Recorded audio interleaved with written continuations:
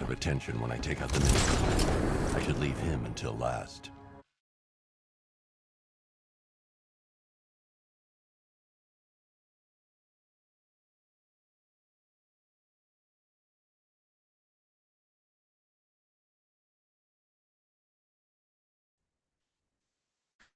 Am I audible? Yes, ma'am. Yes, ma'am. ভালো আছেন আপনারা? Yes, ma'am. ভালো আছি। আচ্ছা, আপনাদের নেক্সট উইকে এক্সামের ব্যাপারে কেউ কোনো কথা বলেছে? জি ম্যাম, মিড উইক হবে না, এটা আর কি শুনছি আমরা। মিড উইক হবে না, বাট মানে ওনারা এক্সাম কি হবে, ক্লাস হচ্ছে? শিডিউল। Yes ma'am. আচ্ছা, ক্লাসেস মানে নেক্সট উইকে আপনাদের কয়টা এক্সাম, কোনো স্কেডিউল দিয়েছে যে ওই অনুযায়ী পরীক্ষা হবে এরকম কিছু? মুভি না ম্যাম, ওনার এক্সামটা নেক্সট উইকেই নিবে। শিডিউল ডেটে নেওয়ার কথা বলছে, অথবা হচ্ছে একদিন আগে বা পরে নেবে। তো এইটাই আচ্ছা, এখন আর আর আর কোনো? আর কোনো টিচার এখনো জানাই নাই কবে এক্সাম নেবে। হ্যাঁ, আমরা হচ্ছে নেক্সট উইক, আমরা এই উইকে তো আজকে করব ক্লাস, অ্যান্ড ওয়েনসডে আর হচ্ছে থার্সডেও করব। আপনাদের শনিবার, হ্যাঁ শনিবার বা শুক্রবার আমি একটা ক্লাস করে আপনাদের আপনাদের ইয়াগুলো দিয়ে দিব, আপনাদের অ্যাসাইনমেন্টও দিয়ে দিব। শুক্রবার অনলাইনে আমি অ্যাসাইনমেন্ট দিয়ে দিব, যাতে নেক্সট ফ্রাইডে বা স্যাটারডেতে হচ্ছে আপনারা অনলাইনেই প্রেজেন্টেশন দিবেন। ওকে, আপনাদের মানে এটা নিয়ে আমি পুরো ডিটেলস বলবো, শুক্রবার দিন বলবো, শুক্রবার বা শনিবার। ওখানে কোনো পড়াশোনা করাবো না, জাস্ট অ্যাসাইনমেন্ট নিয়ে টপিক গুলো দিয়ে দিব আর হচ্ছে পড়াবো। আর বাকি হচ্ছে শুধু ম্যাথ গুলো আমি অফলাইনে করাবো, আর অনলাইনে যে কয়টা আছে চ্যাপ্টার, আর বেশি চ্যাপ্টারও পড়াবো না। যেমন আজকে যেমন দুইটা চ্যাপ্টার আমি একসাথে করে মার্চ করেছি, যেমন রিজার্ভ ভ্যালু, সারেন্ডার ভ্যালু, ওরকম আরেকটাও আছে, আরেকটা আছে। তো মোটামুটি আমার 5টা ক্লাসে মোটামুটি আপনার শেষ হয়ে যাবে এটা। আর বাকি হচ্ছে ম্যাথগুলো তো আমরা বুধ বৃহস্পতিবার করি, দেখি কি করা যায়। তো বুধবার যদি বৃহস্পতিবার যদি করাতে পারি তাহলেও শেষ।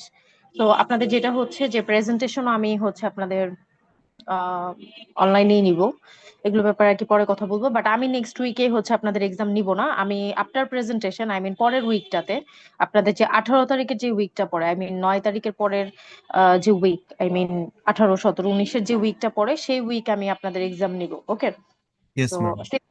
আগেরটাই থাকবে যেটা ছিল ওইভাবেই, বাট আমি আমার একটা কনভিনিয়েন্স টাইমে হচ্ছে আপনাদের এক্সামটা নিয়ে নিব। Okay ma'am. আচ্ছা, ওকে। আর আপাতত হচ্ছে আমার সাথে একটু কোঅপারেট করতে হবে, মানে ক্লাসগুলো একটু যেহেতু দ্রুত আমি শেষ করে দিতে চাচ্ছি, আহ তো এটার জন্য আমাকে একটু কোঅপারেট করেন। বিরক্ত হলেও কোনো কিছু করার নাই।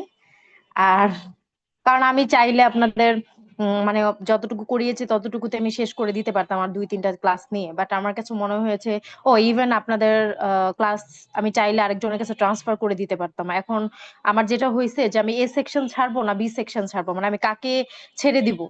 তো একটা স্যার নিতে চেয়েছিল সিনিয়র টিচার, আর এই মুহূর্তে যদি আমি আপনাদের মানে আমার এত প্রেশার যে আমি চাইলে একজনকে দিয়ে দিলাম, কিন্তু যাকে যে সেকশনটা দিব সেই সেকশনটাই হচ্ছে ওভারঅল আবার ওই টিচারটার সাথে যেহেতু আগে ক্লাস করেন নাই তার, তো ওই টিচারটার সাথে কোপ আপ করতে বা আপনার ওই টিচারটার সাথে আপনি ইয়া করতে অ্যাডজাস্ট করতে আপনাদের আবার মানে ইয়া হবে অনেক time। এখন ফার্স্ট যদি আমি এ সেকশন নেই, বি সেকশন ছেড়ে দিলে আমার জন্য ভালো হতো, কিন্তু আমার কাছে মনে হয়েছে যে না, দরকার নেই, বরঞ্চ আমি সিলেবাসটাই কমিয়ে আমি আমার মতো করে 5-7টা ক্লাস নিয়ে ওদের মতো করে আমি শেষ করে দিই। কারণ হচ্ছে শুধু শুধু এই 10-12টা ক্লাসের জন্য আরেকটা টিচার ক্লাস নিবে, এন্ড দেন আপনাদের সেকেন্ড মিট আর একটা টিচার দেখবে।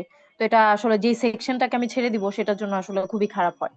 তো এই জন্য আমি একটু প্রেশার নিয়েই করতেছি এখন, আপনাদের ভালোর জন্যই, মানে যতটুকু মানে ইয়া করতেছি, চেষ্টা করতেছি যে না, আমি আমার স্টুডেন্ট যেহেতু আমি অলরেডি আপনাদের ক্লাস নিয়েছি অনেকগুলো, সেহেতু আমিই নেই। তো এই জন্য আমারও কষ্ট হচ্ছে আসলে, কিছু করার নাই। তো আমি যতটুকু পারি আমার সাথে কোঅপারেট করেন, এন্ড বাকি আমি নেক্সট উইকের ভিতর আপনাদের ইনশাল্লাহ সবকিছু শেষ করে দেওয়ার চেষ্টা করব। বাই 10, 4, 9, 10, 10-এর দিকে হচ্ছে আমি শেষ করে দেওয়ার চেষ্টা করব। ও সরি, 10 তারিখের পর, মানে এই উইকের পরের যে উইকটা সেখানে আমি মিড টার্ম নিব, 18 তারিখ না, মানে 9 তারিখের পরে যে উইকটা হবে সেই উইকে 15 বা 14, 13 এইভাবে আমি একটা পরীক্ষা নিব। মানে এই নেক্সট উইক আর কি পরীক্ষাটা হচ্ছে না, পরের উইকে হবে ইনশাল্লাহ। তো এর মধ্যে আমি এই উইক আর নেক্সট উইকের ভিতরে আমি সব কমপ্লিট করে দিচ্ছি। আপনারা যদি কোঅপারেট করেন আমার সাথে। আচ্ছা, সো আমি আপাতত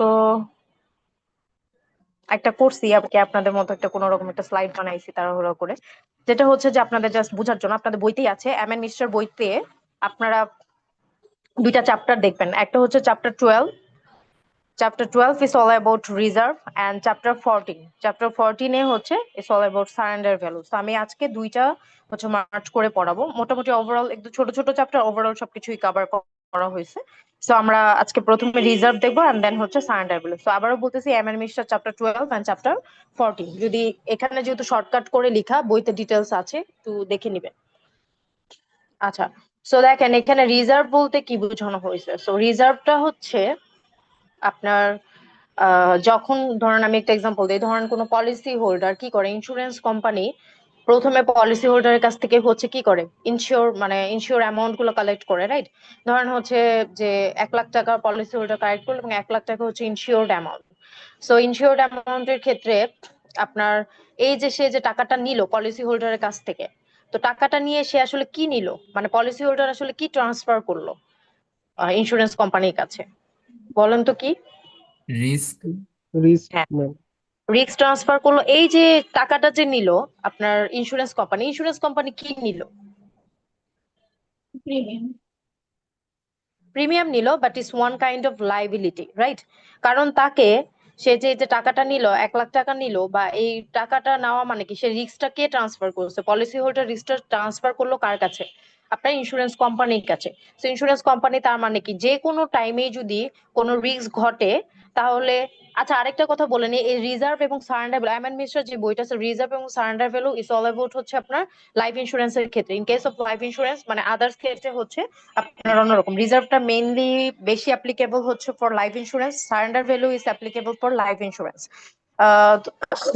বেশি ক্ষেত্রে আর কি, যেগুলো আমরা পড়বো মোস্ট অফ দ্য কেসেস।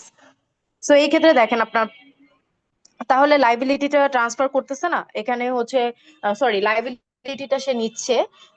তার মানে কি, সে যে কোনো টাইমে ধরেন 2টা 3টা প্রিমিয়াম দেওয়ার পরে বা একটা প্রিমিয়াম দেওয়ার পরেও যদি পলিসি হোল্ডার মারা যায় বা পলিসি হোল্ডারের কোনো কিছু ড্যামেজ হয়, দ্যাট মিনস তাকে কি করতে হবে, তাকে পে করতে হবে। দ্যাট মিনস এটা হচ্ছে লাইবিলিটি। তো এটাই হচ্ছে, এই যে লাইবিলিটিটা নিল 1 লাখ টাকা, সে কি করবে? ধরেন এই 1 লাখ টাকা তো সে হচ্ছে একবারে নিতে পারতেছে না। ধরেন একটা ইন্স্যুরেন্স পলিসি হোল্ডার হচ্ছে 1 লাখ টাকা তার ইনশিওর্ড অ্যামাউন্ট, আমি সাম অ্যাসিওর। এই 1 লাখ টাকা কি ফুল প্রথম যখন হচ্ছে কেউ ইন্স্যুরেন্স পারচেজ করে সাথে সাথে পে করে দিবে 1 লাখ টাকা ইন্স্যুরেন্স কোম্পানিকে, নাকি প্রিমিয়াম ওয়াইজ বা মোডস অফ পেমেন্ট ওয়াইজ হচ্ছে পে করবে? Premium wise ma'am. হ্যাঁ, তার মানে ধরেন যদি আমি হাফ ইয়ারলি ধরি, ধরেন বা 1 বছরের প্রিমিয়াম, সরি 1 বছরের হচ্ছে আমার ইন্স্যুরেন্স, সেই ক্ষেত্রে আমি হচ্ছে 6 মাস অন্তর অন্তর যদি দেই, তাহলে 6 মাসে সে কত টাকা কালেক্ট করলো? 50,000 টাকা কালেক্ট করলো ইন্স্যুরেন্স কোম্পানি। তার মানে আর বাকি যে 50,000 টাকা, মানে পরবর্তী 6 মান্থ, সেটা কিন্তু আনআর্নড থেকে গেল। তাহলে এটা তো রিস্ক রয়েই গেল। সো ইন্স্যুরেন্স কোম্পানির ক্ষেত্রে তো এই যে ইন্স্যুরেন্স কোম্পানি 50,000 টাকা যে কালেক্ট করলো, এটা হচ্ছে one kind of liability. So এই লাইবিলিটিটা বেসিকলি হচ্ছে আপনার রেকর্ড করা থাকে হচ্ছে ইনসিওরার, যে আই মিন ইন্স্যুরেন্স কোম্পানির ব্যালেন্স শিটে, এবং এটা রিপ্রেজেন্ট করে যে estimating value that actually need to be covered. So এটাকে কভার করতে হবে। সো এটাই হচ্ছে রিজার্ভ। সো ওই যে অ্যামাউন্টটা, ওই অ্যামাউন্টের কিছু অ্যামাউন্ট হচ্ছে কি করে রাখবে, রিজার্ভ করে রাখবে। সো আমরা পরবর্তীতে দেখবো ডিফারেন্ট টাইপস অফ রিজার্ভ আছে, but in a sense, in a general, তারা কি করবে, তারা হচ্ছে ওই টাকাটাকে, যে আজকে যদি ধরেন আজকে আপনি যেই মুহূর্তে আপনি হচ্ছে প্রিমিয়ামটাকে কালেক্ট করবেন, তার পর মুহূর্ত থেকেই হচ্ছে আপনাকে কি করতে হবে, লাইবিলিটিটাকে গ্রহণ করতে হবে। যে হ্যাঁ, আজকে একটা দুর্ঘটনা ঘটুক বা কালকেও যদি একটা দুর্ঘটনা ঘটে, সেটা আমাকে কি করতে হবে, সেটা আমাকে অ্যাজ ইন্স্যুরেন্স কোম্পানি আমাকে পে করতে হবে। That means is my liability. So সে এটা রেকর্ড করে রাখে। সো ইজ কল্ড হচ্ছে রিজার্ভ। ওকে, সো এখন দেখেন এখানে 2 টাইপস অফ রিজার্ভ আছে। সো 2 টাইপস অফ রিজার্ভের ক্ষেত্রে ফার্স্ট রিজার্ভ যেটা, সেটা হচ্ছে, আমরা ম্যাথও দেখবো, ম্যাথ গুলো সহজ এর জন্য আর কি এখানে দিয়ে দিছি। সেটা হচ্ছে দেখেন, একটা হচ্ছে প্রসপেক্টিভ রিজার্ভ, আরেকটা হচ্ছে রেট্রোস্পেক্টিভ রিজার্ভ। সো প্রসপেক্টিভ রিজার্ভটা কি তাহলে? প্রসপেক্টিভ রিজার্ভটা হচ্ছে যে আপনার ইন্স্যুরেন্স কোম্পানি অলওয়েজ হচ্ছে থিঙ্ক করে যে ফার্দার গো হেড, যে ফিউচারে কি হবে। হ্যাঁ, তারপরে অলওয়েজ হচ্ছে সে লুক ফরওয়ার্ড চিন্তা করে যে how much money do we need to pay today two pay the future amount after collecting the premium.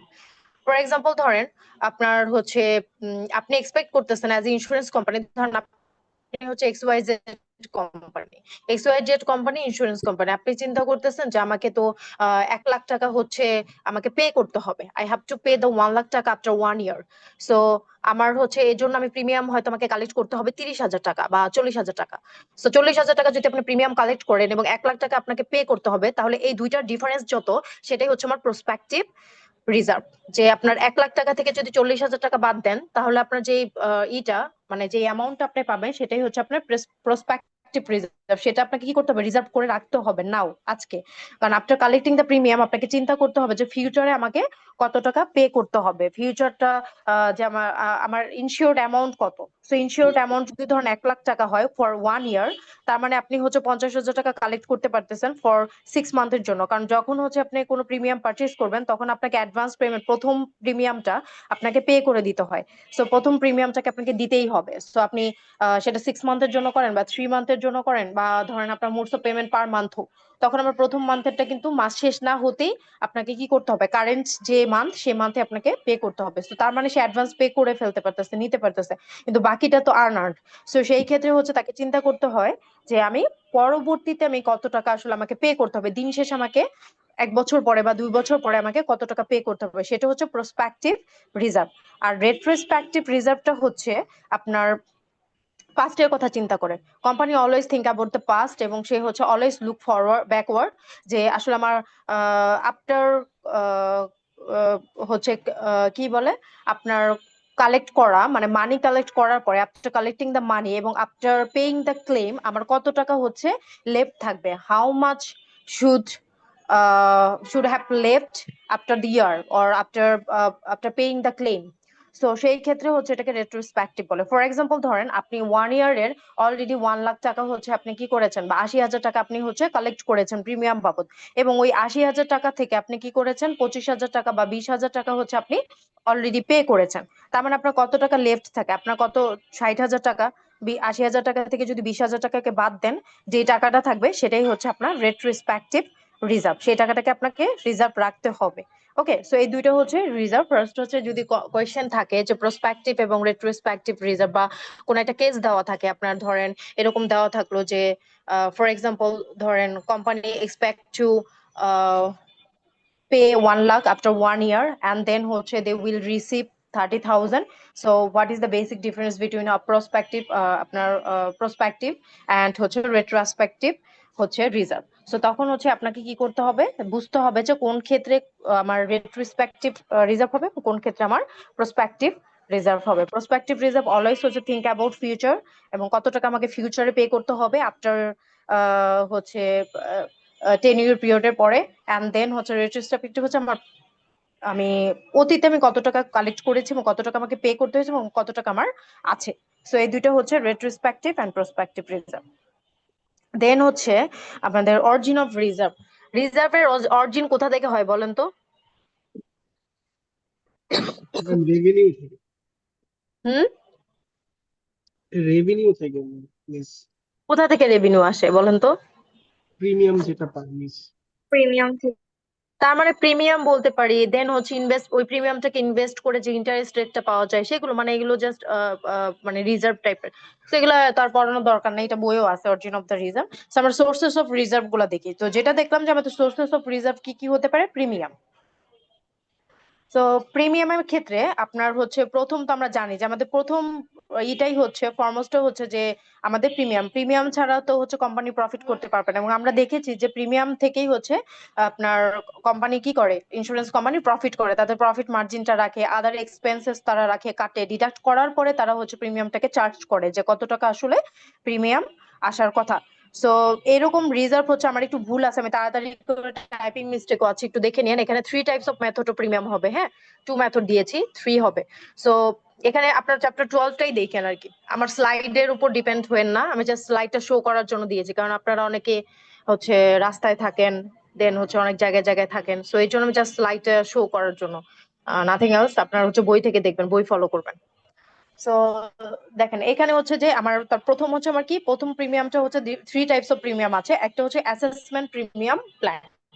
তো অ্যাসেসমেন্ট প্রিমিয়াম প্ল্যানের ক্ষেত্রে আপনার যে আমরা তো জানি যে পলিসি হোল্ডাররা হচ্ছে অ্যাডভান্স পে করে। অ্যাডভান্স বলতে কখনো কখনো অ্যাডভান্স পেমেন্ট হয়, কখনো কখনো হচ্ছে আপনার যখন আমি ইন্স্যুরেন্স করব তখনই আমাকে একটা পে করতে হয়, সেরকম। তো এখানে অ্যাসেসমেন্ট প্রিমিয়াম প্ল্যানটা হচ্ছে যে আপনার যে ইন্স্যুরেন্স কোম্পানি, সরি আপনার যে পলিসি হোল্ডার, তাকে হচ্ছে আগে থাকতে অ্যাডভান্স কোনো কিছু পে করতে হবে না।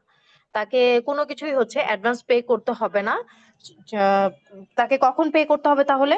যখন হচ্ছে লস ঘটবে, when the loss occur, তখন হচ্ছে তাকে অ্যাসেস মানে করতে হবে, প্রিমিয়ামটা দিতে হবে। মানে অ্যাসেস বলতে এখানে আক্স টু দ্য পে, অ্যাকচুয়ালি এখানে অ্যাসেস বলতে অ্যাসেস্ট বোঝানো হচ্ছে, যেটা হচ্ছে যে আমার কি পলিসি হোল্ডারকে যখনই হচ্ছে কোনো লস ঘটবে তখনই হচ্ছে তাকে পেমেন্ট করার জন্য আক্স করা হবে, পেমেন্ট করার জন্য তাকে বলা হবে।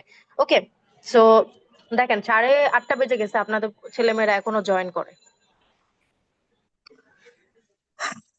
আচ্ছা, এখানে হচ্ছে তাহলে কখন ধরেন ফর এক্সাম্পল যে 10 জন মেম্বার আছে, 10 জন মেম্বারের ভিতর হচ্ছে 10 জন মেম্বারকে আগে থাকতে কোনো প্রিমিয়াম পে করা হলো না। একটা পুলে 10 জন মেম্বার, তারা কোনো কিছু পে করতেছে না, কিন্তু এই 10 জন মেম্বারের ভিতরে যখনই হচ্ছে কেউ মারা যাবে বা যখনই ধরেন হচ্ছে কোনো লস ঘটবে, তখনই হচ্ছে তাদেরকে কি ওই 8 জনকে বা 9 জনকে যারা বেঁচে আছে তাদেরকে বলা হবে যে আপনি হচ্ছে ওদের ইয়াকে পে করেন। তো এটাকে বলা হচ্ছে অ্যাসেসমেন্ট প্রিমিয়াম প্ল্যান, যেটা হচ্ছে আপনার আগে থাকতে কোনো কিছু করতে হবে না। এই this payment is made by contribution only at the time of death, যখন টাইম হবে তখন। তো so therefore there is no need to accumulate amount for payment of the claim. তো এখানে আপনার একিউমুলেট করতে হবে না যে সবার থেকে 10 জনের কাছ থেকে হচ্ছে আমি ফান্ড কালেক্ট করে এটাকে একিউমুলেট করবো এন্ড দেন এখান থেকে প্রফিট নিব, এরকম কোনো কাজ করতে হবে না। যেটা হচ্ছে যে আপনার যখনই কোনো পুল থেকে কোনো কিছু হবে, কোনো মেম্বারের কোনো ক্ষতি হবে বা ডিসেবল হয়ে যাবে, সে ডিসেবিলিটি হবে বা ডিসেবল হবে, তো তখন হচ্ছে যে তাকে আপনার প্রিমিয়ামটা অন্য সব যে মেম্বাররা থাকবে তারা পে করবে। দেন হচ্ছে আপনার natural premium plan. Natural premium plan হচ্ছে একদম নেচারাল, সেই হচ্ছে এখানে ইকুয়াল প্রিমিয়াম এর কথা বলা হয়েছে। যেমন হচ্ছে যে আপনার এজ অনুযায়ী আপনার হচ্ছে কি করতে হবে, এজ বা কন্ডিশনস, আপনার আপনার হার মানে আপনার কি বলে হেলথ কন্ডিশন অনুযায়ী আপনাকে পে করতে হবে। ফর এক্সাম্পল ধরেন যার বয়স 25, সে একটু কম পে করবে। যার বয়স হচ্ছে ধরুন যার বয়স 25, সে হচ্ছে 500 টাকা করে প্রিমিয়াম দিবে। যার বয়স 40, সে হচ্ছে 1000 টাকা করে প্রিমিয়াম দিবে। যার বয়স ধরেন হচ্ছে 60, সে হচ্ছে 1500 করে প্রিমিয়াম দিবে পার মান্থ। সো এই ক্ষেত্রে হচ্ছে কি হলো যে এজ এর অনুযায়ী, মানে যার এজ বেশি সে হচ্ছে বেশি প্রিমিয়াম দিবে। Okay, so this premium increase year after year with the increase in mortality rate. আপনার রেট যত বেশি বাড়বে, মানে আপনার এজ মানে কি, একটা আমাদের বাংলাদেশে একটা ধারণা যে আপনার এজ যদি বেড়ে যায় তার মানে কি আমরা হচ্ছে তাড়াতাড়ি, মানে যত বুড়া মানুষ তাড়াতাড়ি মরবে, কিন্তু এখন তো উল্টো হয়ে গেছে যে অনেক সময় হচ্ছে খুব ইয়াং মানুষরাও মারা যাচ্ছে। বাট এটা ধারণা যে আমি যত বুড়ো হচ্ছি তত তাড়াতাড়ি আমি হচ্ছে তত আমার রিস্কটা বাড়তেছে, মরার রিস্কটা বাড়তেছে, হ্যাঁ, অসুখ বিসুখের রিস্কটা বাড়তেছে। সো বা এনি কাইন্ড অফ হচ্ছে ধরেন লসের ইটা বাড়তেছে। সো সেই ক্ষেত্রে হচ্ছে ন্যাচারাল প্রিমিয়াম প্ল্যানটা ওইভাবে ধরে যে আপনার আপনার এজ বা কন্ডিশনের অনুযায়ী আপনার যদি রিস্ক বেশি হয় তখন আপনার প্রিমিয়ামটাও বেশি হবে। আর লেভেল প্রিমিয়াম প্ল্যানটা হচ্ছে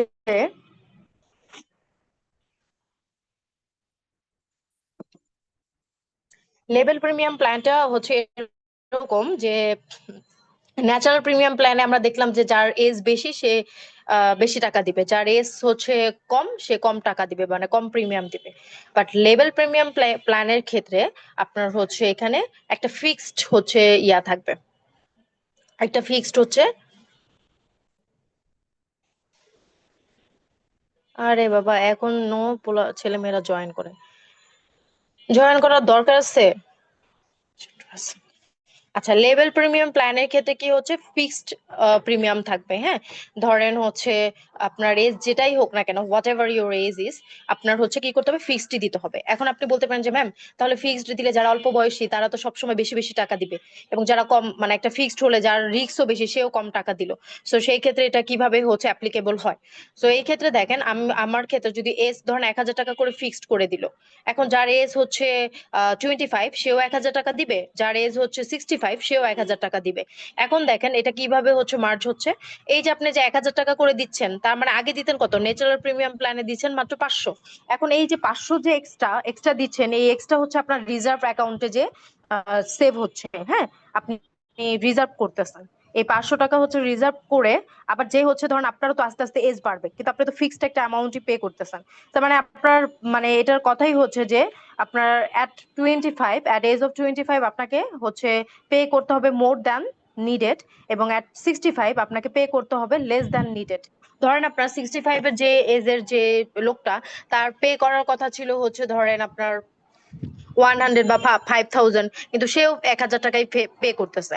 সো দিন শেষে হচ্ছে আপনার কি করতেছে, 25 থেকে আপনি 26-এ যাবেন, 27-এ যাবেন, কিন্তু আপনি সারা বছরই একটা অ্যামাউন্টই পে করবেন। এই যে আপনার যে রিস্ক বাড়তেছে, সেই অনুযায়ী হচ্ছে আপনার কি করতে হবে না, আপনাকে মানে কোনো এক্সট্রা টাকা পে করতে হবে না। আপনি ওই যে আপনার প্রথম প্রিমিয়ামের শুরুতে আপনি যে টাকাটা হচ্ছে ফিক্সড ছিল প্রিমিয়ামটা, আপনার সারা বছর 20 বছর 30 বছর ধরে আপনার ওই প্রিমিয়ামটা হচ্ছে কি থাকবে, ফিক্সডই থাকবে।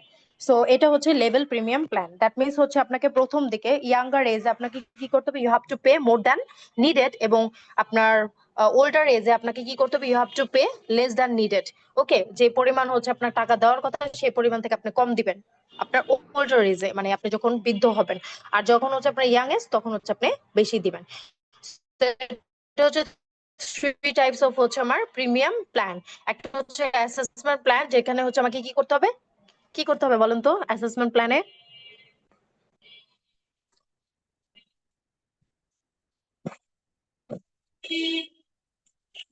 রেসপন্স করেন, রেসপন্স করেন। Don't need to pay me. Loss occurs, then আমি everyone যখন will pay. লস আমি তখনই কেটে অ্যাসেসমেন্ট প্ল্যানে আমরা কি করব, কথাটা আমাদেরকে কেটে আগে কি অ্যাডভান্স পে করতে হবে না? আচ্ছা ওকে। আর যখন ন্যাচারাল লস হবে প্রিমিয়াম তখন প্ল্যানে কেটে আমাকে দিতে কি হবে। করতে হবে? বয়স অনুযায়ী হচ্ছে আমাদেরকে করতে হবে, মানে বয়স অনুযায়ী আমাদেরকে প্রিমিয়ামটা পে করতে হবে। আর লেভেল প্রিমিয়াম প্ল্যানে? সেম থাকবে যে মিস, কোনো বয়সের প্রিমিয়াম। মধ্যে সেম প্রিমিয়াম থাকবে।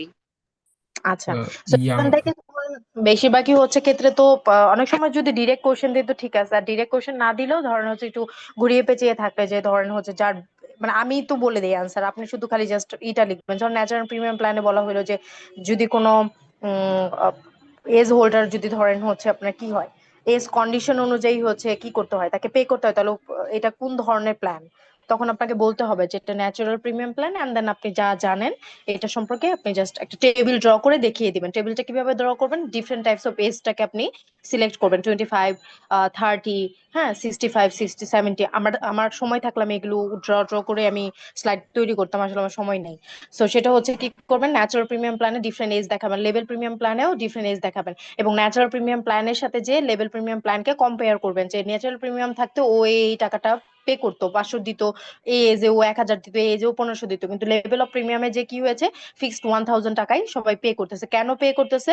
বিকজ হচ্ছে এটা কি আপনার রিজার্ভ, মানে আপনি যে 500 টাকা ইয়াঙ্গার এজে দিচ্ছেন, সে 500 টাকা এক্সট্রা যে দিচ্ছেন, যে এক্সট্রা টাকাটা দিবেন সেটা হচ্ছে আপনার কি হয়ে যাচ্ছে, রিজার্ভ হয়ে যাচ্ছে, এবং পরবর্তীতে যে আপনার রিস্ক বাড়তেছে, সারা বছর তার আপনি একরকম থাকবেন না, আপনার অনেক হার্ট ডিজিজ হতে পারে, আপনি বয়স হলে আরো অনেক কিছু হতে পারে, কিন্তু আপনার সারা জীবনে আপনি কি করবেন, একই টাকা পে করবেন। সো একই টাকা যেহেতু পে করবেন, সে দিন শেষে যে আপনার এটা কি হয়, ডিফারেন্সটা মার্জ হয়ে যায়, যে আপনি প্রথম দিকে বেশি পে করছেন এবং শেষের দিকে আপনি কম পে করতেছেন। সো বেশি এবং মাইনাস কম তখন হচ্ছে আপনার কি হয়ে যায়, একটা লেভেলে চলে আসে। সো এটাকে বলে লেভেল প্রিমিয়াম প্ল্যান। সো এভাবে কোয়েশ্চেন থাকবে। আর আরেকটা কথা বলি, একটু রিস্ক জোন, যেহেতু আমি এতটুকু বলতে পারি যে আমার থেকে 4টা কোয়েশ্চেন কমন আসবে, কিন্তু কেউ যদি আমার সিলেবাস থেকে হচ্ছে আপনারা কমন না, মানে ধরেন ওই যে ওয়ান কাইন্ড অফ ফুল তো আর কখনো কমন পড়ে না, ধরেন আমি যেভাবে কোয়েশ্চেন করি ফার্স্ট মিনিট যেভাবে দেখেছেন, তো এই টাইপের কোয়েশ্চেন আসলে আপনারা যদি স্কিপ করে যান যে ম্যাম এটা পড়াইছে এই চ্যাপ্টারটা পড়বো না, তাহলে আপনারা বিপদে পড়বেন, কারণ পরের 2টা কমন পড়বে কিনা, বানিয়েও লিখতে পারবেন এটা ঠিক যদি আইডিয়া থাকে, কিন্তু কোথা থেকে আসবে সেটা তো আর আমিও জানি না, বা এক্সটার্নাল কে হবে সেটাও আমি জানি না, আপনারাও জানেন না। সো ওইভাবে হচ্ছে আমি যা পড়াবো, যেহেতু সিলেবাসই আমি ছোট করে ফেলতেছি, সো সেহেতু হচ্ছে আপনারা ছোট না মানে মার্চ করে ফেলতেছি, যে সবই একটু পড়বো, সবই পড়বো আমরা, যেটা যেটা ইম্পর্টেন্ট সেটা পড়বো আর কি।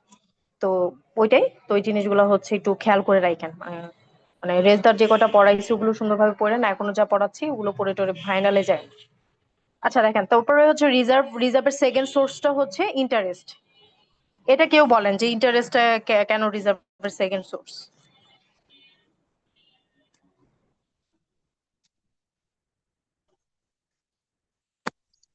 কারণ মিস আমরা প্রিমিয়াম থেকেই তো ম্যাম একটা জায়গায় ইনভেস্ট করি, তারপর আমাদের ইন্টারেস্টটা আসে। হ্যাঁ, তার মানে ধরুন আপনি 1 লাখ টাকা হচ্ছে আপনি প্রিমিয়াম ইন্স্যুরেন্স কোম্পানি কি করলো, কালেক্ট করলো, ওই 1 লাখ টাকা হচ্ছে সে আরেক জায়গায় ইনভেস্ট করলো, এবং যে জায়গায় ইনভেস্ট করলো ফাইন্যান্সিয়াল কোনো কোম্পানি বা ধরেন কোনো ইয়ার ক্ষেত্রে, তো সেই ক্ষেত্রে সে 10% ইন্টারেস্ট পেলো। তো 10% ইন্টারেস্ট মার মাস সে 1,000 টাকা করে পেলো, তাই না? 1 লাখে কত, 10,000 টাকা করে পেলো। তো এটা হচ্ছে ইন্টারেস্ট। তার মানে কি এটা কি ওদের একটা ইনকাম বা ওদের একটা ধরেন রিজার্ভ, যে ওইখান থেকেও সে রিজার্ভ রাখতে পারে। কারণ হচ্ছে ধরেন সে 1 লাখ টাকা যদি ইনভেস্ট করে ফেলে, কিছু টাকা তো তাকে রাখতেই হবে, যে কালকে যে দুর্ঘটনা ঘটবে না, তাকে তো লামসাম কিছু একটা দিতে হবে। আই মিন আপনার যে পলিসি হোল্ডার তাকে। তো সেই ক্ষেত্রে ওই ইন্টারেস্ট দিয়ে ওরা যে টাকাটা সেটা ইনভেস্ট করে, এবং ইনভেস্ট করে সে ইনকাম করে। এবং নেচার অফ পলিসির ক্ষেত্রে হচ্ছে আপনার রিজার্ভটা ডিপেন্ড করে। ধরেন আপনার যদি টার্ম পলিসি থাকে, টার্ম পলিসিটা খুব অল্প সময়ের জন্য হয়, ধরেন 1 ইয়ার, 2 ইয়ার, 5 ইয়ার্স এরকম। তো টার্ম পলিসির ক্ষেত্রে হচ্ছে আমার লসটাও হচ্ছে স্মল হয়, সেই ক্ষেত্রে আমার স্মল রিজার্ভ কারেক্ট করলেও চলবে। এবং কিছু কিছু ক্ষেত্রে যখন হোল লাইফ ইন্স্যুরেন্সের ক্ষেত্রে আমাকে কি হয়, লসটা অনেক বড় হয়। সো লসটা কারণ কেউ যদি মারা যাবে, কেউ যদি তার ইনকাম যদি ডিসেবল হয়ে যায়, তাকে তো অনেক বেশি পে করতে হচ্ছে ইন্স্যুরেন্স কোম্পানিকে। সেক্ষেত্রে তাকে কি করতে হবে, লার্জ অ্যামাউন্ট হচ্ছে রিজার্ভ করতে হবে। সো এটা হচ্ছে 3 টাইপস অফ হচ্ছে আমার কি সোর্স ফার্স্ট সোর্স হচ্ছে premium, second source interest, and third source হচ্ছে nature of policy is not certain. যে রিজার্ভ হচ্ছে জেনারেলি নট রিকোয়ারিং, যে আমার স্মলার ক্ষেত্রে দরকার হয় না, কিন্তু কিছু কিছু ক্ষেত্রে আমাকে রিজার্ভটা খুব বিগ অ্যামাউন্ট রাখতে হয়, বিশেষ করে life insurance, whole life insurance, endowment policy, এই পলিসিগুলোর ক্ষেত্রে। দেন হচ্ছে আপনার নিড ফর রিজার্ভ, কেন আমরা আসলে রিজার্ভটা কেন দরকার হয়, বিকজ আমাদের ক্লেমটাকে কি ইন্স্যুরেন্স কোম্পানিকে কি করতে হয়, insurance company has to meet the amount of claims. So যে ক্লেমস গুলো আসবে সেগুলোকে মিট করতে হবে। তারপর to build a fund create করে, কারণ ওই যে সে যে ইনভেস্ট করলো, ইনভেস্টার এগেনস্টে সে হচ্ছে কি করতেছে, সে কিছু প্রফিট পাচ্ছে, কিছু ইন্টারেস্ট পাচ্ছে। সো সেই টাকা দিয়ে হচ্ছে তাতে কি ইকোনমি ডেভেলপ হচ্ছে। So to build up fund. And 3 নাম্বারটা হচ্ছে যে পলিসি হোল্ডার বেনিফিট, যে যদি তাদের কাছে রিজার্ভটা সবসময় থাকে ইন্স্যুরেন্স কোম্পানির কাছে, সে চাইলেই হচ্ছে পলিসি হোল্ডার ক্লেম করলেই সে কি করতে পারবে, সে খুব সহজেই হচ্ছে দিতে পারবে। সো পলিসি হোল্ডাররাও এখানে বেনিফিটেড হয়। সো দেন হচ্ছে আমাদের মেথড অফ ক্যালকুলেটিং রিজার্ভ, আমাদের 2 মেথড, যেটা আমরা আগে পড়েছিলাম, যে রিজার্ভ হচ্ছে 2 টাইপস এবং মেথড হচ্ছে 2টা। সো রেট্রোস্পেক্টিভ মেথডের ক্ষেত্রে দেখেন আপনাদের এখানে একটা এক্সাম্পল দেওয়া আছে। এখানে বলছে যে আমরা রেট্রোস্পেক্টিভ কি বলছি, যে retrospective always think about the past, যে পাস্টে কোম্পানি কত টাকা হচ্ছে কালেক্ট করেছে, কত টাকা সে পে করেছে, এবং আফটার দ্যাট তার হচ্ছে কত টাকা রিমেইন আছে। হ্যাঁ, রিমেইনিং অ্যামাউন্টটাই হচ্ছে আমার রেট্রোস্পেক্টিভ রিজার্ভ। সো সেই ক্ষেত্রে দেখেন এখানে 2টা অ্যাপ্রোচ আছে, একটা হচ্ছে গ্রুপ অ্যাপ্রোচ, একটা ইন্ডিভিজুয়াল অ্যাপ্রোচ। সো গ্রুপ অ্যাপ্রোচটা ইজ অ্যান ইম্পর্টেন্ট এক্ষেত্রে। সো এখানে দেখেন আপনাদের বলছে যে there are 10 policy holder insured for 10,000 টাকা each for the period of 10 years. So they are required to pay net premium of 1,000 each. The rate of interest is 10% annum, মানে annually আর কি 10%. So এখানে দেখেন 2টা ইয়ারের কথা আমাদের সব সময় হচ্ছে রিজার্ভের ক্ষেত্রে আমরা 2টা ইয়ার, বা যদি বলা থাকে নাম্বার অফ ইয়ার বলা থাকে, সেখানে আমরা নাম্বার অফ ইয়ার হিসেবে আমরা করব। আর যদি ধরেন হচ্ছে বেসিক্যালি হচ্ছে 2টা ইয়ার বা 3টা ইয়ার, এইভাবে হচ্ছে 10 ইয়ার্স পর্যন্ত যেতে হবে, যেহেতু 10 ইয়ার্স এর কথা বলা আছে। সো এখানে দেখেন নেট প্রিমিয়াম, ফার্স্ট ইয়ারে নেট প্রিমিয়াম আমাদের কত, 10 পলিসি হোল্ডারে বলছি 1,000 টাকা করে হচ্ছে কি করবে, কালেক্ট করবে। তো 1,000 টাকা করে কালেক্ট করলে কত হয়, 1,000 কে যদি মাল্টিপ্লাই করি 10 দিয়ে, তাহলে 10,000। সো বলছি এই 10,000 এর উপরে হচ্ছে 10% হচ্ছে ইন্টারেস্ট আছে। সো এটা তো অবশ্যই একটা ইনকাম। সো ইনকামটাকে কি করতে হবে, এটা তো ইন্স্যুরেন্স কোম্পানির ইনকাম। সো এটাকে অ্যাড করতে হবে। অ্যাড করলে হচ্ছে আমার দিন শেষে আমি টোটাল অ্যামাউন্ট আমার কত আসে, 11,000। সো যেহেতু এখানে বলা নাই যে কোনো ক্লেম আসলে পে করছে, যে ফার্স্ট ইয়ারে বা সেকেন্ড ইয়ারে কোনো একটা ক্লেম হচ্ছে পেড আউট করা হয়েছে, যেহেতু কোনো ক্লেম নাই, সেহেতু হচ্ছে আমাদের টোটাল টার্মিনাল রিজার্ভ কত হবে, টার্মিনাল রিজার্ভ হচ্ছে 11,000। দেন হচ্ছে সেকেন্ড ইয়ারে ধরে নেওয়া হচ্ছে যে সেকেন্ড ইয়ারে একজন মারা গেছে, ধরে নিছে সাপোজ। সো সেই ক্ষেত্রে হচ্ছে নেট প্রিমিয়াম এখানে 10 পলিসি হোল্ডারের সেম থাকবে 10,000। এন্ড দেন হচ্ছে at terminal reserve of last year. তো লাস্ট ইয়ারে যে এই যে দেখেন এখানে টার্মিনাল রিজার্ভটা আছে 11,000 টাকা, সেটা হচ্ছে আমাদের এখানে এসে অ্যাড হবে। অ্যাড হলে আমাদের ইনিশিয়াল রিজার্ভ হচ্ছে 21,000, এবং 21,000 হচ্ছে আমাদের ইন্টারেস্ট রেট কত, ইন্টারেস্ট রেট হচ্ছে 10%। সো 21,000 হচ্ছে ইন্টারেস্ট রেটকে যদি 10% দেই, তাহলে হচ্ছে 2,100। সো আমাদের দিন শেষে হচ্ছে কত থাকে, 23,100। এখন ধরে নিয়েছে যে একজন মারা গেছে, so less claim paid out, তাহলে একজনকে আমাকে কত টাকা দিতে হবে, একজনকে আমার 10,000 টাকা দিতে হবে, কারণ তার ইনশিওর্ড অ্যামাউন্ট কত ছিল, 10,000 টাকা। মানে প্রত্যেকে 10,000 টাকা করে পে করবে। মানে দিন শেষে আমাদের হচ্ছে 10 বছর 10 ইয়ার্সে আমাদের 1 লাখ টাকা হচ্ছে আমাদের ইনশিওর্ড মানি।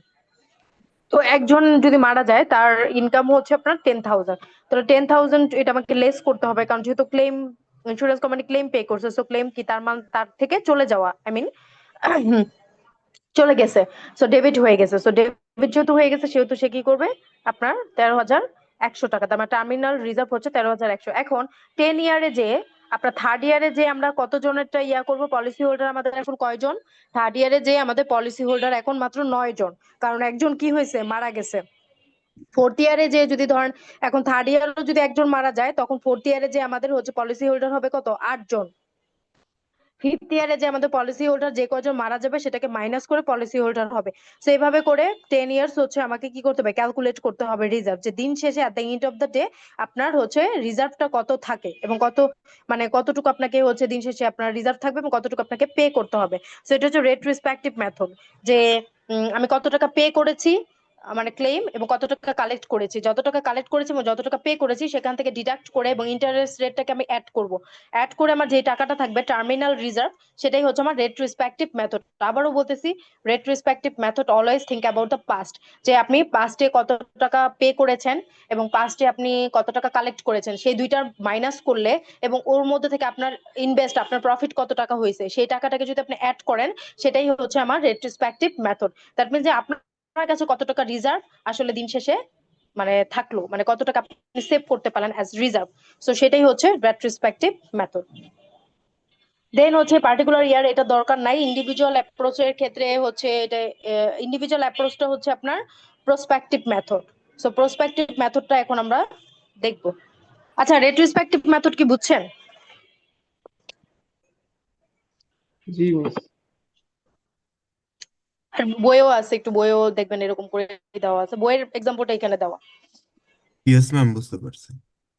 আচ্ছা, মানে আমাদের যে টাকাটা পাস্টে সেই টাকাটা আমাদের দিন শেষে এখন আমার আমার কাছে আজকে প্রেজেন্টে কত টাকা আছে সেটা।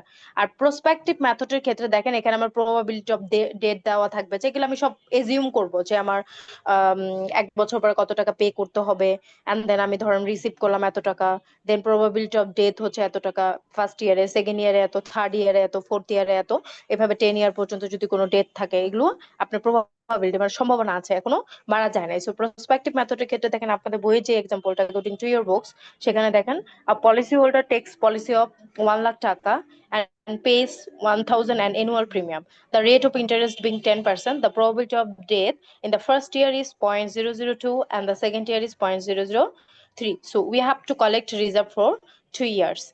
সো ফার্স্ট ইয়ারের ক্ষেত্রে দেখেন নেট প্রিমিয়াম হচ্ছে আমার কত, আমরা ফার্স্ট ইয়ারের ক্ষেত্রে আমরা নেট প্রিমিয়াম দিয়েছি 1,000 টাকা এবং ইন্টারেস্ট রেট ছিল কত, 1,000-এরই 10% ইন্টারেস্ট করলে হচ্ছে আমার 100 টাকা আসে। তাহলে দুইটাকে যদি আমি অ্যাড করি তার মানে কি 1,100 টাকা। সো এখন বলছে less cost of insurance. Cost of ইন্স্যুরেন্সটা এখানে কি, আমাদের কিভাবে এটাকে ক্যালকুলেট করতে হবে, যখন আমরা পলিসি অ্যামাউন্ট, আমাদের মোট যে পলিসি যে অ্যামাউন্টটা থাকবে 10,000, সেটা থেকে আমাদের যদি কোনো রিজার্ভ থাকে, সেটাকে if we deduct the reserve from the policy amount, then we multiply the probability of death, then we find the cost of insurance. So এখানে দেখেন ফর্মুলাটা দেওয়া আছে, একটু দেখে নিয়েন। পলিসি অ্যামাউন্ট হচ্ছে এখানে আমাদের কত দেওয়া, 10,000, এবং রিজার্ভ তো ফার্স্ট মান্থে আমাদের কোনো রিজার্ভ নাই, তো এর জন্য 0, এবং ফার্স্ট ইয়ার আমাদের প্রবাবিলিটি অফ ডেথ কত ছিল, 0.002।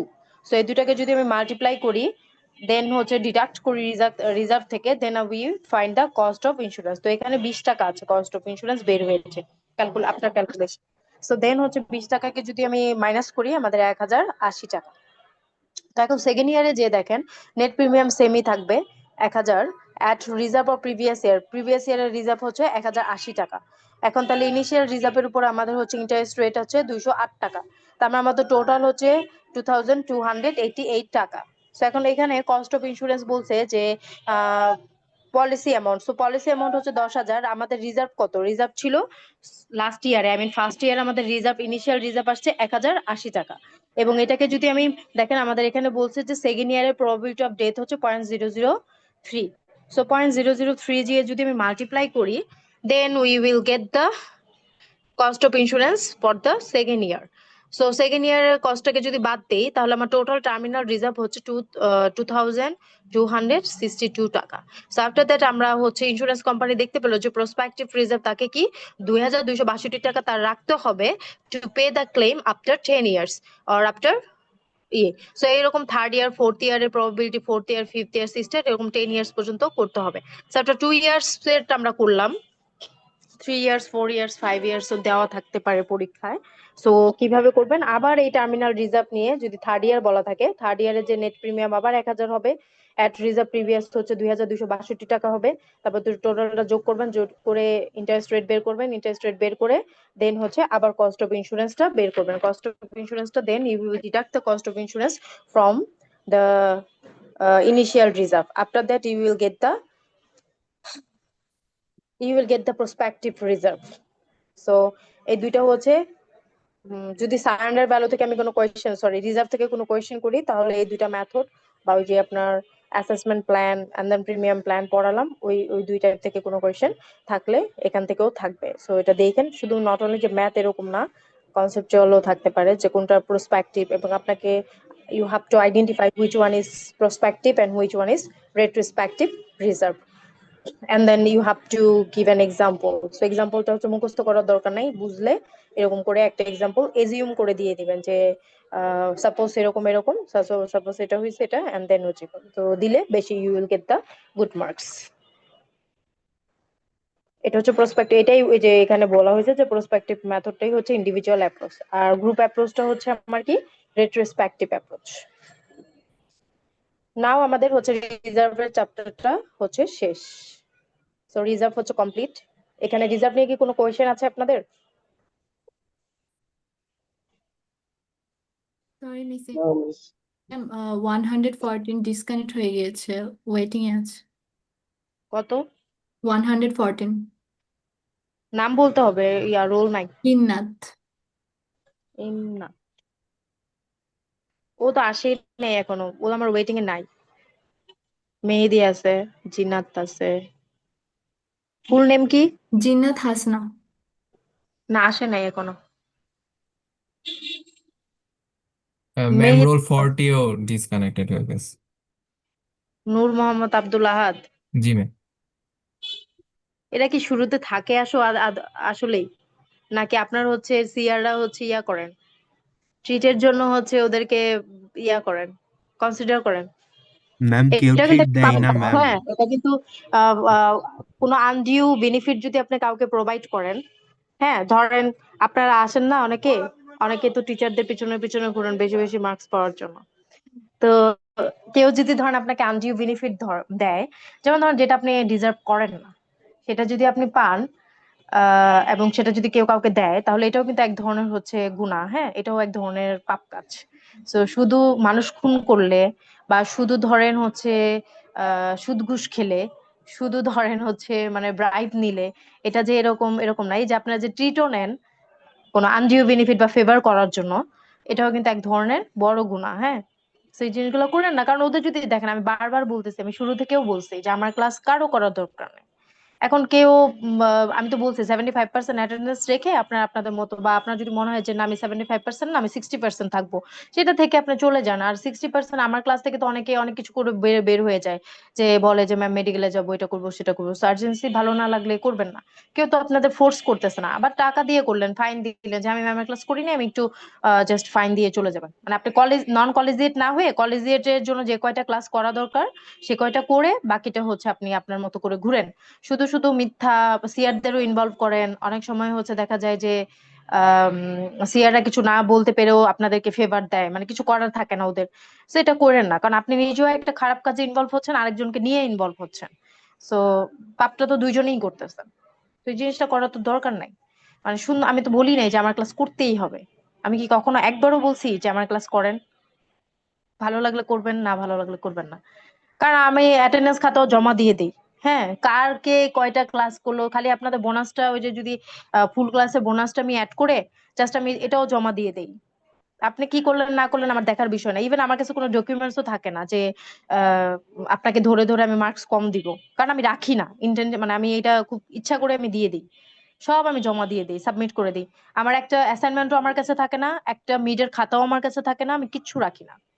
এটা গ্যাদারিং, এগুলো রেখে কি করব? তো আমি দেখে টেকে আপনাদের মার্কস পাবলিশ করে কোনো প্রবলেম না থাকলে আপনারা যদি আমাকে যেদিন আপনার সিআর আমাকে কনফার্ম করে যে ম্যাম আর কোনো অবজেকশন নাই, আর কোনো ক্লেম নেই, আর কোনো কিছু নাই, সেদিনই আমি সাবমিট করে দিই সবকিছু, এবং সবকিছু বিফোর ইয়োর ফাইনাল এক্সাম, বা ধরেন ফাইনাল এক্সাম যেদিন হয় সেদিনও দিয়ে দিই সবকিছু ক্লিয়ার করে, কারণ এগুলো নিয়ে তো আমি বসে থাকবো না। তো দেখেন আপনাদের মনে করেন যে আপনারা অনেকে যে ম্যাম হয়তো রাগ করতে পারে এই জন্য এটা সেটা, ভাই আমার কোনো রাগ নাই। আপনি ক্লাস না করলে এটা আপনার ব্যাপার, আপনি আমাকে পছন্দ নাই করতে পারেন, আপনার আমার ক্লাস ভালো নাই লাগতে পারে, সেটা আপনার ব্যক্তিগত ব্যাপার। তো কিন্তু আরেকজনকে ইনভলভ করবেন না। অনেকে আমি দেখছি জানেন, শুরুর দিকে আমি সবসময় আমি বলছি, আমি অনলাইন ক্লাসগুলোতে আমি আগে দেখি যে কে কে জয়েন করলো কে কে করলো না। So, আমার মোটামুটি নামটা মনে থাকে অনেক। তো দেখা গেছে যে আপনি পরবর্তীতে ধরেন একজন আইসা অনেকক্ষণ ধরে ধরেন 20 মিনিট পরে এই যে কয়েকজন জয়েন করছে আপনার ওয়েটিং এ। তো আমি তো জানি ও 20 মিনিট আগে জয়েন করে নাই। সো ওকে কেন আমি হচ্ছে এক্সট্রা ফেভার দিব? কারণ আপনারা তো কষ্ট করতেছেন, আপনারা তো অনেক আগে থাকতে ধরেন ভালো লাগুক না লাগুক আপনি তো জয়েন করে বসে আছেন। তো যারা 20 মিনিট 30 মিনিট 40 মিনিট পরে, এক্সেপ্ট হচ্ছে টিউশন যাদের তাদের আলাদা বিষয়, কিন্তু যারা ধরুন কোনো কাজই করতেছে না তারা 20 মিনিট 30 মিনিট পরে এসে জয়েন হোক, এটা তো উচিত না, তারই উচিত না আসলে। এটা আমি আর কত বলবো আসলে, স্টুডেন্টদের বলেও কোনো ইয়া নাই, কারণ হচ্ছে এটা তো আপনারা এত বেশি স্বাধীনতা পেয়ে গেছেন, এত বেশি ইয়া। আমি বারবারই বলি যে আসলে দরকার নাই আমার ক্লাস করার, ভালো লাগলে করবেন না করলে নাই, অ্যাটেন্ডেন্সের জন্য কেন শুধু শুধু আহ করতে আসার দরকার আছে? আচ্ছা যাই হোক, রিজার্ভ নিয়ে কি কোনো কোশ্চেন আছে আপনাদের?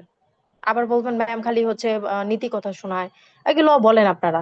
আসলে নীতি কথাগুলো কোথা থেকে আসে বলেন তো? কারণ আপনারা কোনো একটা কিছু করেন তখন হচ্ছে বলা হয়, তখন আপনাদের বসায় বসায় হচ্ছে জ্ঞান দিই। আদারওয়াইজ হচ্ছে জ্ঞান দেওয়ার কোনো ইচ্ছা নাই, কারণ হচ্ছে আমি এতটুকু বুঝেছি যে আপনি যদি এক্সট্রা কাউকে জ্ঞান দিতে চান এবং সেটা যদি মানে কারো দরকার নাই, সে নিবেও না, সে ওই আপনাকে ভ্যালুও প্রোভাইড করবে না। কিন্তু যার দরকার সে যদি আমার কাছে আসে যে ম্যাম আমি এই জিনিসটা পাচ্ছি না, আমি এই জিনিসটা কিভাবে করবো, এই জিনিসটা আমি আসলে এখানে ইমপ্রুভ করতে যাচ্ছি, আমি কিন্তু তাকে অনেক সময় দিই। আর যে ধরেন হচ্ছে ইন জেনারেল বলা যেটা সেটা বলা, বিকজ আপনাদের অ্যাক্টিং এর কারণে আপনারা যে ধরনের অ্যাক্টটা করেন সেটার উপর আমার যে যে অ্যাকশনটা দেখেন সেটার উপর আমার রিয়াকশনটা চলে আসে। তো যেটা হয়েছে যে এগুলো করেন না, হ্যাঁ, কারণ এখন তো মাত্র শুরু হয়েছে, আমার সাথে অনেক ক্লাসও করতে হইতে পারে আনফরচুনেটলি। সো পরে তো আমি চিনে ফেলবো সবাইকে, তো চিনে ফেললে কোনো লাভ নাই, কিন্তু আমার খুব খারাপ লাগবে যে আপনারা এই কাজগুলো করতেছেন।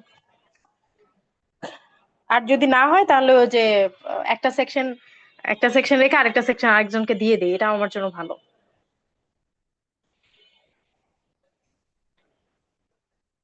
আপনাদের কথা চিন্তা করে তো লাভ নাই, আপনারা তো ওই ধরনের ভ্যালুটা প্রোভাইডই করেন না।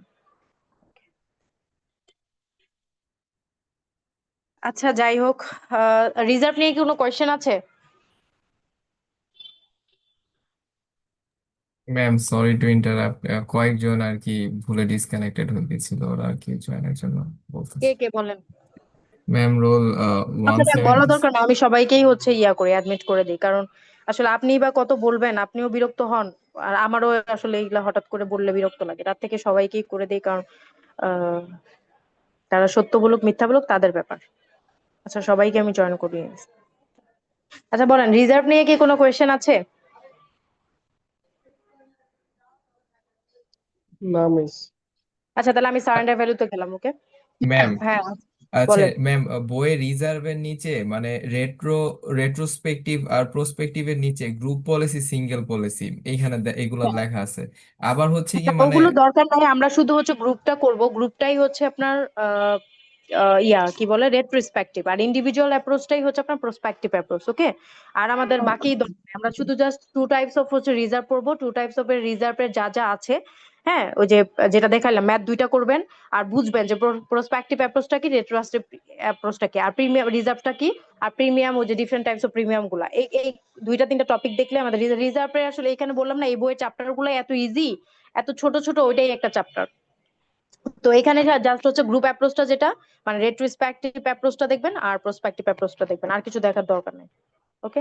আর বাকি যেগুলো আছে যে কেন রিজার্ভ দরকার, সোর্সেস অফ রিজার্ভ, এগুলো আপনারা বানিয়েই লিখতে পারবেন। মেইনলি আমার যে দুইটা দরকার হচ্ছে প্রসপেক্টিভ আর রেট্রোস্পেক্টিভ, আর হচ্ছে ওই যে অ্যাসেসমেন্ট প্ল্যান, নিটের যে ইয়াটা ওই যে প্রিমিয়াম আর ন্যাচারাল প্রিমিয়াম প্ল্যান, এগুলো দেখবেন, আর কিছু দরকার নেই। আচ্ছা দেখেন, সারেন্ডার ভ্যালু তাহলে করি। সারেন্ডার ভ্যালু বলতে কি বোঝায় বলেন তো?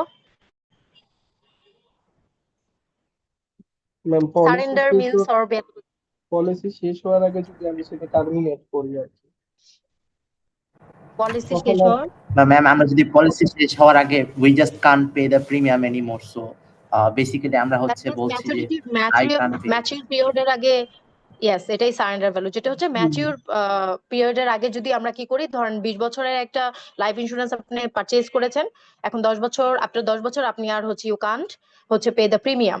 সো দ্যাটস দেন আপনার হচ্ছে যে সারেন্ডার, মানে আপনি সারেন্ডার করলেন, সেটাই হচ্ছে আপনার সারেন্ডার ভ্যালু। এখন সারেন্ডার ভ্যালুর ক্ষেত্রে হচ্ছে ধরেন সবকিছু, এখন এটা আমরা হিসাব করবো যে কিভাবে কি পাবো। সো সারেন্ডার ভ্যালুর ক্ষেত্রে ধরেন আপনি 10 বছর প্রিমিয়াম পাওয়ার পরে আপনি কি ফুল পেমেন্ট করবে নাকি আপনাকে হচ্ছে শুধু প্রিমিয়ামটুকু পে করবে, এগুলি হচ্ছে দেখার বিষয়। সো এখানে হচ্ছে আসলে তেমন কিছু নাই, এখানেও দুইটা অ্যাপ্রোচ আছে। একটা অ্যাপ্রোচ হচ্ছে আমার একিউমুলেশন অ্যাপ্রোচ, আর একটা হচ্ছে আমার সেভিং অ্যাপ্রোচ। সো একিউমুলেশন অ্যাপ্রোচের ক্ষেত্রে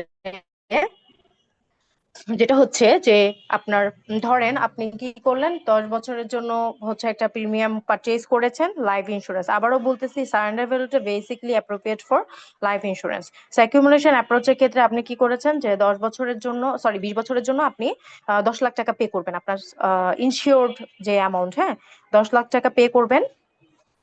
এবং আপনি 10 লাখ টাকা পে করার পরে আপনি কি করলেন যে আপনাকে তো এই 10 লাখ টাকাই আপনাকে কি করতে হবে, প্রিমিয়াম আকারে আপনাকে আস্তে আস্তে পে করতে হবে। এখন এই যে প্রিমিয়াম আকারে আপনি পে করবেন আফটার 10 ইয়ার্স, আপনি ভাবতেছেন যে too much burden for me, যে I can't pay the premium anymore. So সেই ক্ষেত্রে হচ্ছে আপনি কি করলেন, 10 ইয়ার্স পরে আপনি সারেন্ডার করতে চাচ্ছেন। সো এই যে একিউমুলেশন অ্যাপ্রোচ, এই যে 10 ইয়ার্সে ইন্স্যুরেন্স পলিসি তাহলে কি করবে, আপনাকে কি ফুল টাকা দিয়ে দিবে নাকি আপনাকে হচ্ছে আপনার প্রিমিয়ামটুকু দিবে? এখন ইন্স্যুরেন্স কোম্পানি যে কাজ করবে সেটা হচ্ছে যে সে এই যে আপনি প্রিমিয়াম টোটালটা যে 10 বছরের আপনি পে করলেন, সেটা ধরেন আপনি হচ্ছে 5 লাখ টাকা পে করছেন। যেহেতু 10 লাখ টাকা আপনার হচ্ছে 20 বছরে, তার মানে 10 বছর আপনি ধরেন, সাপোজ আমি ধরে নিলাম, এজিউম করে নিলাম, একটু কম বেশি হয়, আমরা ক্যালকুলেট করলে দেখা যায় যে 4,50,000 এরকম হবে আর কি, 4,50,000 আর 4,59,000 এরকম। তো সেক্ষেত্রে ধরেন 5 লাখ আমি ধরে নিলাম। তো ধরে নিলাম যে 5 লাখ টাকা হচ্ছে সে একিউমুলেট করেছে, কিন্তু সেই 5 লাখ টাকা কি এনে রেখে দেয় নাই, তো অবশ্যই এই যে প্রিমিয়াম আকারে আপনার কাছ থেকে যে এই যে একটু আগে আমরা পড়লাম যে তারা কি করে ইনভেস্ট করে। সেই যে ইনভেস্ট করলো, তারা 10% হারে ইনভেস্ট করে, 15% রেটে ইনভেস্ট করে, বা 20% রেটে ইনভেস্ট করে। সো এই যে রেটটা, সেই রেটে ইনভেস্ট করে তারা কিছু ইনকাম পায়। সো তখন কি করবে জানেন, এই যে 10 ইয়ার্স পরে আপনাকে এই যে প্লাস আপনার প্রিমিয়াম প্লাস আপনার হচ্ছে কি আপনার যে প্রফিটটা সে ইনকাম করেছিল আপনার টাকা দিয়ে ইনভেস্ট করে, সেই ইন্টারেস্ট রেটটা ধরেন হচ্ছে 5 লাখে সে হচ্ছে 50,000 টাকা হচ্ছে ইনকাম করেছে। সো আপনার যে 5 লাখ টাকা প্রিমিয়াম প্লাস হচ্ছে আপনার, এটা হচ্ছে 10 ইয়ার্স এর প্রিমিয়াম, ওকে। ধরেন 5 লাখ টাকা প্রিমিয়াম প্লাস হচ্ছে আপনার যে ইন্টারেস্ট রেট 50,000, সেটা হচ্ছে সে আপনাকে দিবে। কিন্তু কিভাবে দিবে, সে কি আপনাকে ফুল টাকাটাই 5,50,000 টাকায় দিয়ে দিবে? না, সে আপনাকে 5,50,000 টাকা দিবে না, সে কিছু সারেন্ডার চার্জ, এই যে আপনি সারেন্ডার করতেছেন, এই যে আপনি ম্যাচুরিটি পিরিয়ডের আগে যে আপনি আপনারটা ম্যাচিউর হওয়ার আগ পর্যন্ত আপনি যে ইয়া করছেন, সো পানিশমেন্ট বাবদ বা সারেন্ডার যে চার্জটা, সেই চার্জটা সে কেটে রাখবে। সো সারেন্ডার চার্জ হচ্ছে তাদের এক একটা পলিসিতে এক এক ধরনের থাকে, কিছু কিছু ক্ষেত্রে আপনাকে বলা থাকে, আপনার পলিসিতে বলা থাকবে যে আপনি যদি ধরেন বিফোর ম্যাচুরিটি, আপনি যদি before mature your premium, sorry your insurance, তখন পলিসি, তখন আপনি কি করবেন, আপনি যদি কোনো সারেন্ডার করেন তাহলে আপনাকে 30% বা 40% সারেন্ডার চার্জ দিতে হবে, বা আপনার you have to pay 50% charge, you have to pay 30% charge based on your premium, যে পরিমাণ হচ্ছে প্রিমিয়ামটা সে কালেক্ট করেছে, based on your premium collected. So সেই টাকাটা হচ্ছে আপনাকে কি করতে হবে, আপনাকে দিতে হবে। সো তার মানে ধরেন যদি একটা পলিসি হোল্ডার 5 লাখ টাকা হচ্ছে প্রিমিয়াম কালেক্ট করবেন, 5 লাখ টাকা থেকে তার ইনকাম যদি আরো 50,000 হয়, বা ধরেন 10,000 হয়, তাহলে হচ্ছে 5,10,000 টাকা, এবং 5,10,000 টাকা তার সারেন্ডার ভ্যালু 30% বা 40% করলে যে টাকাটা কাটবে, সেই টাকাটা আপনি হচ্ছে পাবেন। এটাকে বলে একিউমুলেশন অ্যাপ্রোচ। একিউমুলেশন অ্যাপ্রোচ হচ্ছে আপনাকে ফুল প্রিমিয়াম, মানে আপনি 10 বছরের যে প্রিমিয়ামটা দিয়েছেন, আপনি 10 বছরের যে প্রিমিয়ামটা দিয়েছেন, সেই প্রিমিয়াম প্লাস হচ্ছে আপনার টাকাটা ইনভেস্ট করে 10 ইয়ার্সে যে টাকাটা ইনকাম করেছে, সেই ইন্টারেস্ট রেট মাইনাস হচ্ছে সারেন্ডার চার্জ, যে পার্সেন্টটা আপনি কন্ডিশনে বলেছেন যে এত পার্সেন্ট টাকা if you surrender before mature policy, then হচ্ছে আপনি কি করবেন, আপনি হচ্ছে সারেন্ডার করবেন, সেই টাকাটা আপনাকে কেটে রাখবে। সো এটা হচ্ছে ফুল রিজার্ভ মাইনাস হচ্ছে সারেন্ডার চার্জেস, ইজ কল্ড হচ্ছে একিউমুলেশন অ্যাপ্রোচ। সো সেই ক্ষেত্রে আচ্ছা, এখানে একটু ইয়ে আছে, এখানে আমি লাস্টের দেখেন পয়েন্টটাকে লিখছি, surrender value is equal to full reserve minus surrender charge. এটা হচ্ছে একিউমুলেশন অ্যাপ্রোচের ক্ষেত্রে হবে না, এটা হচ্ছে আপনার এই ক্ষেত্রে হবে আর কি, সেভিং অ্যাপ্রোচের ক্ষেত্রে হবে। হ্যাঁ, একটু ভুল দিয়ে ফেলছি। সো এখানে দেখেন একিউমুলেশন অ্যাপ্রোচের ক্ষেত্রে হচ্ছে আমাদের কি করতে হবে, ফুল আপনার যে চার্জটা, সরি ফুল যে আপনার প্রিমিয়ামটা প্লাস হচ্ছে আপনার যে ইন্টারেস্ট রেট মাইনাস হচ্ছে সারেন্ডার চার্জ। এখন সারেন্ডার চার্জ দেখেন ডিফারেন্ট টাইপসের হয়। সারেন্ডার চার্জ বলতে পারেন যে ম্যাম কি এটা, সো ইনিশিয়াল এক্সপেন্সেস হতে পারে, ইনিশিয়াল এক্সপেন্সেস এর ক্ষেত্রে আবার এরকম হতে পারে কমিশন, এজেন্টের কমিশন প্লাস হচ্ছে আপনার medical expenses everything. Adverse financial সিলেকশনের ক্ষেত্রে তারা ধরেই নেয় যে আপনি যদি সারেন্ডার করেন তার মানে হচ্ছে আপনি হচ্ছে আমাদের জন্য পটেনশিয়াল কাস্টমার, পটেনশিয়াল ক্লায়েন্ট, আপনি চলে গেলে আমার জন্য বাকি যারা রয়েছে তারা হচ্ছে আমার জন্য রিস্কি। সো সেই অ্যাডভার্স ফাইন্যান্সিয়াল সিলেকশনের কিছু এক্সপেন্স সে কেটে নেয়। অ্যাডভার্স মর্টালিটি সিলেকশনের ক্ষেত্রে ধরুন আপনি একটা ইয়াং এজ, আপনার 25 বছর বা 30 বছর, আপনি এখন ইয়াং এজে এসে আপনি হচ্ছে বিফোর ম্যাচুরিটি আপনি হচ্ছে কি করতেছেন, আপনার সারেন্ডার করতেছেন। সো সে ধরে নিচ্ছে যে আমার মোস্ট ইয়াঙ্গার এজের যে পিপলটা সে চলে যাচ্ছে, এখন যারা আছে আমার পুলে তারা হচ্ছে আমার ওল্ডার এজ, তো তখন সে মর্টালিটির কিছু এক্সপেন্স কেটে নেবে। কন্ট্রিবিউশন টু কন্টিনজেন্সি রিজার্ভের ক্ষেত্রে যে রিজার্ভ হচ্ছে আপনাকে যে সেফটি ফান্ড হিসেবে কিছু টাকা আপনার থেকে কেটে নিবে। দেন কন্ট্রিবিউশন টু প্রফিট, তাদের কিছু প্রফিট বাবদ তারা আপনার কাছ থেকে কিছু টাকা কেটে নিবে। এবং কস্ট অফ সারেন্ডার করার জন্য যে কস্টটা থাকে 2%, 3%, 5%, সেটাও কেটে নেবে। সো এরকম different types of surrender charges, সেটা হচ্ছে 30%, ওরা একটা রেট ধরে নেয় 40%, 50%, যেটা হোক সেটা আপনাকে সারেন্ডার করে দেন হচ্ছে আপনি টাকাটা প্রিমিয়ামটা পাবেন। সেটা হচ্ছে একিউমুলেশন অ্যাপ্রোচ। এখন সেভিং অ্যাপ্রোচটা কি? সেভিং অ্যাপ্রোচ হচ্ছে মাইনাস হচ্ছে আপনার কি বলে যেটা যেটা ফুল রিজার্ভ মাইনাস সারেন্ডার চার্জ। এখন ফুল রিজার্ভটা আপনি কখন করবেন? এই কে কথা আব্দুল্লাহ মামা মিউট করে দিতে পারেন তো। সেভিং অ্যাপ্রোচের ক্ষেত্রে হচ্ছে যে আমরা এত এখানে সাম অ্যাসিউড, অ্যাকুমুলেটেড ফিউচার এক্সপেন্সেস অনেক কিছু দেওয়া, এত কিছু দরকার নাই। সারেন্ডার ভ্যালু ইকুয়াল টু আপনারা দেখবেন ফুল রিজার্ভ মাইনাস হচ্ছে সারেন্ডার চার্জ। সো সেভিং অ্যাপ্রোচের ক্ষেত্রে আপনার এরকম যে ধরেন 10 বছর 20 বছরের জন্য আপনি কি করেছেন, একটা পলিসি করেছেন। সো 20 বছরের জন্য আপনি পলিসি করে আপনি হচ্ছে 10 বছর পরে আপনার কি, আপনি আর ওটাকে টানতে পারতেছেন না, you can't pay the premium. So আপনি কি করলেন, আপনাকে হচ্ছে ওই যে 10 বছরের যে 5 লাখ টাকা ধরেন সে প্রিমিয়াম বাবদ কালেক্ট করেছে, বা ধরেন হচ্ছে 4 লাখ টাকা কালেক্ট করেছে। সো এই 4 লাখ টাকা তো হচ্ছে আপনার সে রেখে দেয় নাই, সে কিছু টাকা হচ্ছে রিজার্ভ হিসেবে সে হচ্ছে রেখেছে। কারণ আপনি যদি এই 10 বছরের ভিতরে যদি কোনো প্রবলেমে পড়তেন তাহলে আপনাকে কি করতে হতো, ইন্স্যুরেন্স কোম্পানিকে এটা আপনাকে লসটা বেয়ার করতে হতো। তো সেই পুরো টাকাটা ইনভেস্ট না করে কিছু টাকা হচ্ছে সে রিজার্ভ রেখে দেয়, সেভিং হিসেবে রেখে দেয়। তো এই রিজার্ভটা হচ্ছে যেমন ধরেন হচ্ছে কখন হয়, আপনার যখন হচ্ছে ধরেন 50,000, সাপোজ ধরেন হচ্ছে 50,000 টাকা প্রিমিয়াম, মানে 1 লাখ টাকা যদি 20 বছরের জন্য হয়, 50,000 টাকা প্রিমিয়াম। এখন 50,000 টাকা আপনি কি করলেন, আপনার হচ্ছে কস্ট অফ ইন্স্যুরেন্স বাবদ হচ্ছে 10,000 টাকা কাটলো, এবং কমিশন এক্সপেন্সেস বাবদ হচ্ছে 5,000 টাকা কাটলো। সো 15,000 টাকা কেটে বাকি হচ্ছে আপনার কত, 35,000 টাকা সে হচ্ছে রিজার্ভ লাগলো। তাহলে এই 35,000 টাকাটা হচ্ছে আপনার ফুল রিজার্ভ ফর 10 ইয়ার্স। 10 ইয়ার্স এর ফুল রিজার্ভ হচ্ছে আমার 35,000 টাকা। এখন 35,000 টাকা থেকে আবার কি করবে, সারেন্ডার ভ্যালু বা আপনার যে সারেন্ডার চার্জ সেটা কেটে ধরেন কাটলো হচ্ছে 5,000 টাকা কাটলো, বাকি যে 30,000 টাকা, সেই 30,000 টাকা হচ্ছে আপনি পাবেন। তার মানে হচ্ছে এখানে দেখেন দুইটা অ্যাপ্রোচের ভিতরে পার্থক্য হচ্ছে, আগের অ্যাপ্রোচে হচ্ছে ফুল প্রিমিয়াম প্লাস হচ্ছে আপনার যে ইন্টারেস্ট রেট সেখান থেকে সারেন্ডার চার্জটা কাটলো। আর সেভিং অ্যাপ্রোচের ক্ষেত্রে হচ্ছে যে আপনার ডিডাক্টিং এভরিথিং, সে যে টাকাটা হচ্ছে ফুল রিজার্ভ হিসেবে রাখতো আপনার আপনার ডেটাবেজে, মানে আপনার হচ্ছে রেকর্ডে, যে এই পার্সন এত টাকা দিয়েছে, এই পার্সনের হচ্ছে এত টাকা খরচ হয়েছে, আই মিন ক্লেম বাবদ, এটা বাবদ, সেই খরচ বাদ দিয়ে যে ফুল রিজার্ভটা আপনার জন্য রেখেছে, সেখান থেকেও আবার হচ্ছে 5,000 টাকা ধরেন সারেন্ডার চার্জ কেটে আপনি যে মানিটা পাবেন, সেই মানিটাই হচ্ছে সেভিং অ্যাপ্রোচ, সেই মানিটাই হচ্ছে আপনার সেভ দিন শেষে। সো এই দুইটা হচ্ছে দুইটার ভিতরে পার্থক্য, saving and accumulated approach. So এখানে কিছু ডিফারেন্ট টাইপস অফ হচ্ছে আমার,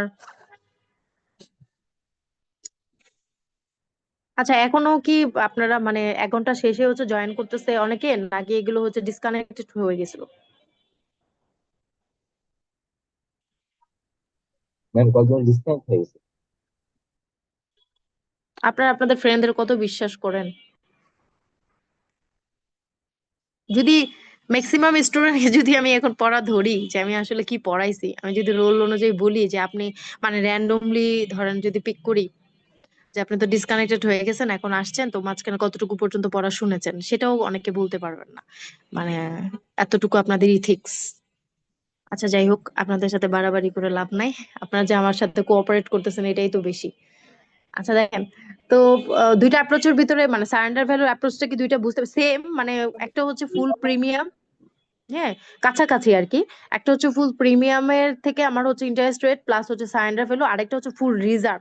রিজার্ভটা হচ্ছে কখন হয়, যখন হচ্ছে আপনার ধরেন 50,000 টাকা আপনি প্রিমিয়াম কালেক্ট করছেন, ওই 50,000 টাকা থেকে আবার হচ্ছে কিছু এক্সপেন্স কস্ট অফ ইন্স্যুরেন্স টাকা কেটে বাকি যে টাকাটা ফুল রিজার্ভ রাখবে আপনাকে পে করার জন্য, সেটা হচ্ছে আমার সেভিং অ্যাপ্রোচ। বুঝতে পেরেছি?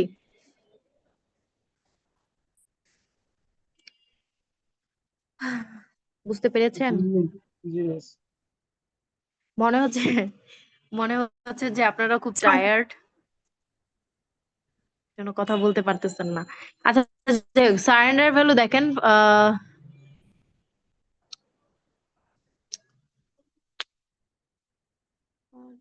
ছেলে মেয়ে তো, আচ্ছা দেখেন form of payment of surrender values, কিছু সারেন্ডার ভ্যালুস পেমেন্ট ফর্ম আছে, সেগুলো আমরা একটু দেখি।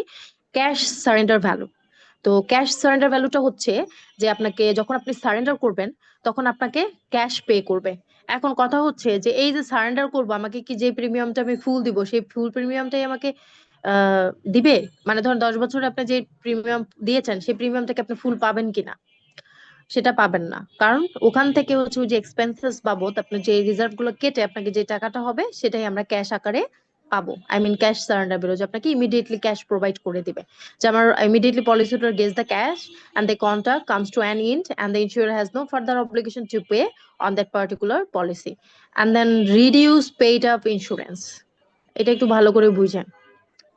রিডিউস পেইড অফ ইন্স্যুরেন্সের ক্ষেত্রে ধরেন আমরা ক্যাশে কি দেখলাম, যে ক্যাশ দিয়ে দিল যে 10 বছর পর আমাকে ক্যাশটা পে করবে। ধরেন আমার পলিসি হচ্ছে 20 বছরের for life insurance, and then হচ্ছে আমি 10 বছর আমি মানে 1 লাখ টাকা, আমার 20 বছরের ধরেন আমার সাম অ্যাসিউরড হচ্ছে 1 লাখ টাকা। সো 1 লাখ টাকা আমি যদি 10 বছর আমি প্রিমিয়াম পে করি, আমার কত? 50,000 টাকা। তো এখন এই 10 বছর পরে আমি চিন্তা করতেছি যে I can't pay any premium any more, so I have to surrender. So সেই ক্ষেত্রে এখন কি করবেন, আপনি ক্যাশ নিবেন না 10 বছর পর, আপনি ক্যাশ না নিয়ে আপনাকে কি করবেন, আপনার যে অ্যামাউন্টটা, যে 50,000 টাকা আপনি পেতেন সেই টাকাটা আপনাকে ক্যাশ আকারে দিবে না। সেই 50,000 টাকা কি করবে, আপনাকে রিডিউস করবে পেইড আপ ইন্স্যুরেন্স। যেখানে আপনি ওই যে আপনার যে রিজার্ভ হয়েছে 50,000 টাকা থেকে, তো কিছু রিজার্ভ আছে বা কিছু টাকা ইনভেস্ট করেছেন ইন্স্যুরেন্স কোম্পানি, ধরুন 50,000 টাকা সে 5,000 টাকা রেখে 45,000 টাকা হচ্ছে সে কি করলো, সে হচ্ছে ইনভেস্ট করলো। সো এই যে ইনভেস্টের থেকে ধরুন 500 টাকা করে বা 600 টাকা করে যে ইন্টারেস্ট রেট এসেছে বা ইন্টারেস্ট আপনি পেয়েছেন, আর বাকি হচ্ছে আপনার ফুল রিজার্ভ এখানে কত টাকা আছে, 5,000 টাকা। সো এইগুলো মিলে আপনার হচ্ছে আস্তে আস্তে হচ্ছে কি করলেন, আপনি পুরোটা আপনি কি করলেন না, সারেন্ডার করা হইলো না আর কি, ক্যাশ দিল না, আপনাকে কি করলো, ওই যে রিজার্ভটা আপনি যে 10 বছর টেনেছেন সেই রিজার্ভ থেকে সে কি করলো, বাকি 10 বছর আবার টেনে গেল কে, insurance company, on behalf, on your behalf. So সেই ক্ষেত্রে হচ্ছে আপনি কি করলেন, একটু একটু করে আপনাকে আপনার যে রিজার্ভটা আছে ওই রিজার্ভ থেকে একটু একটু করে আবার পরবর্তী প্রিমিয়াম গুলো দিল। সো প্রিমিয়াম আপনি পে করতেছেন না, কিন্তু ইন্স্যুরেন্স কোম্পানি হচ্ছে আপনাকে কি করতেছে, আপনার রিজার্ভ থেকে সে হচ্ছে চালায়া যাচ্ছে 10 বছর। সো পরবর্তী 10 বছর, সো আফটার 20 ইয়ার্স আপনি কত টাকা পেলেন, সেটা হচ্ছে আপনি 50,000 টাকা পেলেন, আর ফুল 50,000 টাকা আপনি পাবেন। এখানে হচ্ছে ধরেন সারেন্ডার চার্জ বা রিজার্ভ আপনাকে কাটবেন না, সেটা হচ্ছে রিডিউস পেইড আপ ইন্স্যুরেন্স, যেটা হচ্ছে রিডিউস আকারে আপনাকে পে করবে, যে আপনি যত বছর টেনেছেন বাকিটা আপনাকে ম্যাচিউর করে, তারপরে ওরা টেনে বাকিটা ম্যাচিউর করে আপনাকে সেই টাকাটা পে করবে। দেন হচ্ছে extended term insurance. Extended term ইন্স্যুরেন্সের ক্ষেত্রে আপনার যে সেম একই এক্সাম্পলই চলে আসে। এখানে হচ্ছে আপনি কি করবেন, আপনি সারেন্ডার করে আপনি সাথে সাথে টাকাটাকে উইথড্র করবেন না ক্যাশ আকারে, বা রিডিউস পেড আপও করবেন না। আপনি কি করবেন, একটা এক্সটেন্ড করবেন টার্ম। ধরেন হচ্ছে আপনি 10 বছর পর আপনার ধরুন অ্যামাউন্ট ছিল 50,000 টাকা। তো সেই 50,000 টাকা থেকে আপনার হচ্ছে ধরুন আপনি সবকিছু এক্সপেন্স ডিডাক্ট করে আপনি কত পেলেন, আপনি 25,000 টাকা পেলেন ফুড রিজার্ভ, যেটা ওই যে আমি একটু আগে দেখলাম যে আপনার সারেন্ডার ভ্যালু থেকে আমি ডিডাক্ট করলে আমার যে টাকাটা থাকে, ফুড রিজার্ভ থেকে আমি ডিডাক্ট করলে আমার যে টাকাটা থাকবে, সো সেভিং অ্যাপ্রোচের যেটা। তো সেই ক্ষেত্রে ধরুন আমার 25,000 টাকা আছে। এখন এই 25,000 টাকা আপনি কি করলেন, ক্যাশ নিলেন না।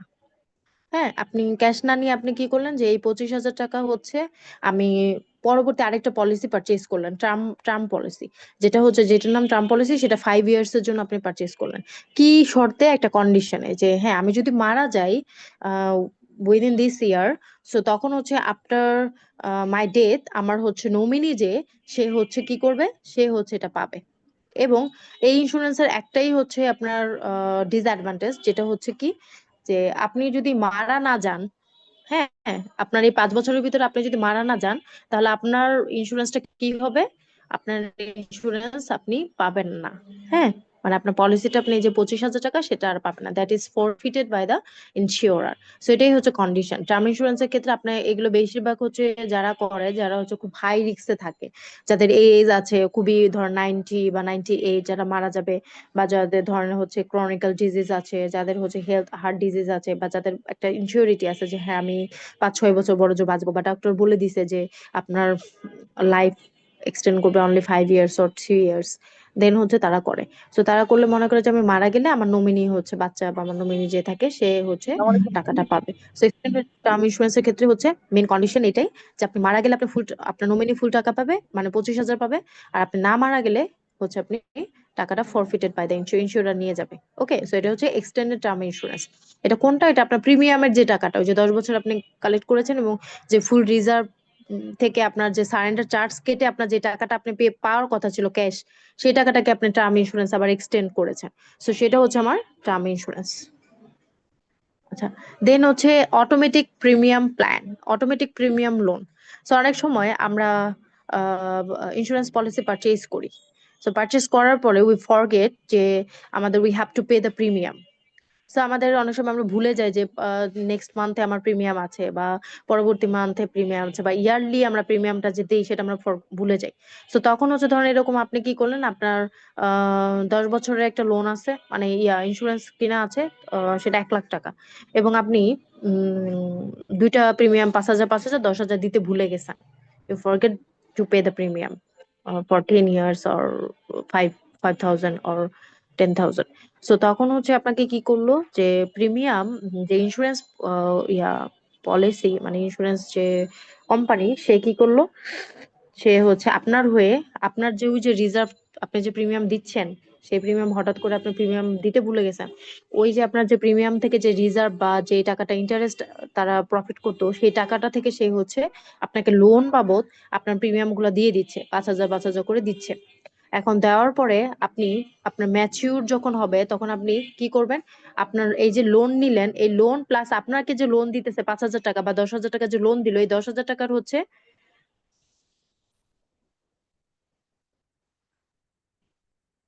আচ্ছা কে একটু দেখি, ওয়েট, একটা মেসেজ আসছে। আমার লিভ না লাগবে মিস, কাইন্ডলি আমার, আচ্ছা একটু তাহলে করেন, আপনি যদি টিউশনিতে যান, আপনার যে সেকশনের যে সিআর আছে তাকে একটু বলে দিলে ভালো। হ্যাঁ, তখন ও আমাকে বলে দিলে আমি আপনার রোল কলটা দিয়ে দিব।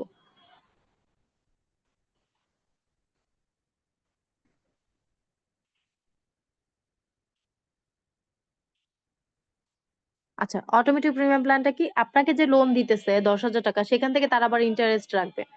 তাদের ইন্টারেস্ট এবং লোন বাবদ টাকা ডিডাক্ট করার পরে, প্লাস হচ্ছে ইন্টারেস্ট ডিডাক্ট করার পরে আপনি যা পাবেন সেটাই হচ্ছে আপনার ম্যাচিউর অ্যামাউন্ট। ওকে, মানে আপনাকে 10,000 টাকা দিল, 10,000 টাকা এমনিতে দিল না, আপনার এই 10,000 টাকাও পে করতে হবে ওকে, প্লাস হচ্ছে কিছু ইন্টারেস্ট রেট, ধরুন 10,000 টাকা যদি 10% ইন্টারেস্ট রেট রাখে, তাহলে কত, 1,000, তার মানে 11,000 টাকা আপনি ওকে পে করে, দেন হচ্ছে you will get the matured amount. So automatic premium loan, আমরা অনেক সময় হচ্ছে ডিপিএস করি, বা আমরা অনেক সময় ডিপিএস থেকে যে লোন নেই না, ইন্স্যুরেন্স কোম্পানি থেকে লোন নেই, এই জিনিসগুলো যে এরকম করে করে যায় না, দিন শেষে আমরা কিছুই পাই না। কেন পাই না? এই যে লোন হতে হতে হতে হতে দেখা যায় যে লোন ওভার হয়ে গেছে, ওরাই আমার কাছে টাকা পাবে আর আমি কিছু পাবো না, এরকম হয়ে যায়।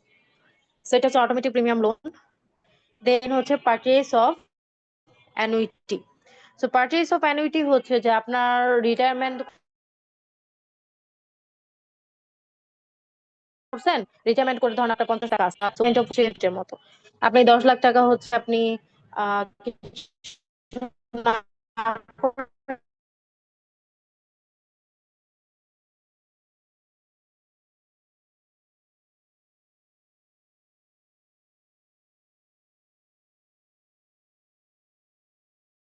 লাখ টাকা করে পাবেন, and then after 20 years you will get your 50 lakh টাকা. So this is called হচ্ছে purchase of annuity. So শেষ, এটা হচ্ছে ডিফারেন্ট টাইপস অফ হচ্ছে সারেন্ডার ভ্যালু। এন্ড আপনাদের বইতে আরো ডিটেলস নাই, আসলে যা আছে তাই লেখা এখানে। তাও আপনারা বইটা ফলো করবেন, কারণ হচ্ছে এখানে আমার অনেক ডিফারেন্ট ভুল আছে। হ্যাঁ, মানে ভুল বলতে টাইপিং মিস্টেক আছে, দেখা যাচ্ছে ওই যে একটা ভুল করছি সারেন্ডার ভ্যালুটা, সেগুলো একটু দেখা ই করে নিয়েন, ওকে? আর এখন কি আপনাদের কোনো কোয়েশ্চেন আছে?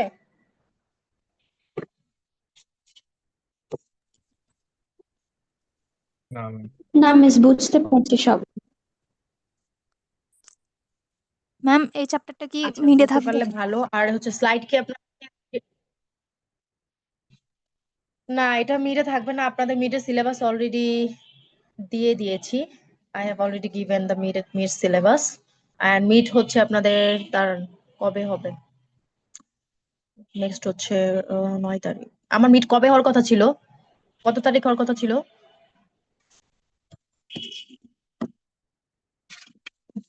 12 তারিখ ম্যাম। 12 তারিখ না? তাহলে হচ্ছে 12 তারিখ হচ্ছে বুধবার ছিল না? Yes ma'am, yes ma'am. 13, 15, 16, 17। আচ্ছা, আপনারা হচ্ছে এই উইকে তো হবে না, পরে আপনারা হচ্ছে মনে মনে হচ্ছে প্রিপেয়ার্ড হয়ে থাকেন, যেটা হচ্ছে আমি 17, 18 রবি সোমবার আপনাদের হল রুম বুক দিতে পারলে আমি জানাই দিব, ওকে? আর নেক্সট উইকে আমি জানাই দিব যে আপনাদের কবে হবে। আর আপাতত হচ্ছে মোটামুটি তো এটা শেষ হলো। এখন হচ্ছে আমাদের বুধ আর বৃহস্পতিবার যদি ম্যাথ গুলো করাতে পারি আলহামদুলিল্লাহ, তাহলে তো আমাদের শেষই হয়ে যাবে। মোটামুটি আমি কাছাকাছি চলে যাবো সিলেবাসে। তো দোয়া করেন যেন শেষ করতে পারি। আর বলেছিলেন হ্যাঁ, আপনি বলেছিলেন একটা ম্যাচুরিটি টেবিল করাবেন, যে হ্যাঁ, হ্যাঁ, এটা করাবো তো, জন্য। বুধ বৃহস্পতিবার করাবো, সব করাবো, সব A to ম্যাম Z বুধবারে করিয়ে। তো আমাদের শিডিউল ক্লাস নাই, ওটা কি এক্সট্রা ক্লাস করাবেন? না, এটা তো আমার ওই যে মঙ্গলবার কালকের ক্লাসটা, আজকেরটা এক্সট্রা। হ্যাঁ, কালকে যে আমি মঙ্গলবার বাদ দিব, ওই ক্লাস দুইটাই হচ্ছে বুধবার আর বৃহস্পতিবার বৃহস্পতিবার তো আমার স্কেজুল অনুযায়ী ক্লাস, স্কেজুল যেটা আছে সেটাই। বুধবার শুধু আপনারা ক্লাস দিবেন, কয়টাই দিবেন সেটা বলে দিয়েন, মানে দুইটা পাশাপাশি দিবেন, যদি হয় সকালে সকালে, বিকেলে বিকেলে, ওকে? মাঝখানে গ্যাপ রাখেন না। Okay ma'am. আজকে 3 তারিখ না?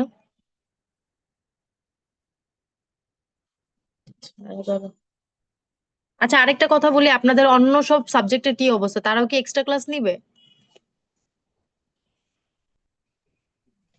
মুবিনা ম্যামের হচ্ছে উনি লিভে ছিলেন, উনি হচ্ছে মেকআপ ক্লাস নিচ্ছেন, আমাদের একটা নিছে, আরো একটা বা দুইটা নিবে। মুক্তার স্যার হচ্ছে সিলেবাস শেষ হয়ে কয়েকটা গেছে? ক্লাস গ্যাপ দিছে, উনিও মেকআপ ক্লাস নিবে। আর আমাদের মিজান স্যার হচ্ছে ফাইন্যান্সিয়াল ম্যানেজমেন্টে মেকআপ এক্সট্রা ক্লাস নিচ্ছে। হ্যাঁ, এক্সট্রা তো সবাই নিবে, এই জন্য আপনাদের চাপও থাকবে, এই জন্য আমি নেক্সট উইকেই শেষ করে দিতে যাচ্ছি। আর আপনাদের ওই যে বি সেকশনের কি অবস্থা?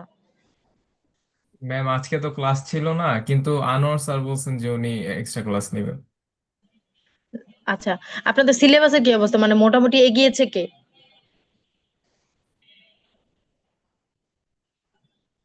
Ma'am Mizan sir. আমাদের সেকশনে আপনি আগে আছেন। আচ্ছা, আর ওই সেকশনে তোমার মিজান স্যার অনেক পড়ায়, অনেক ভালো টিচার উনি।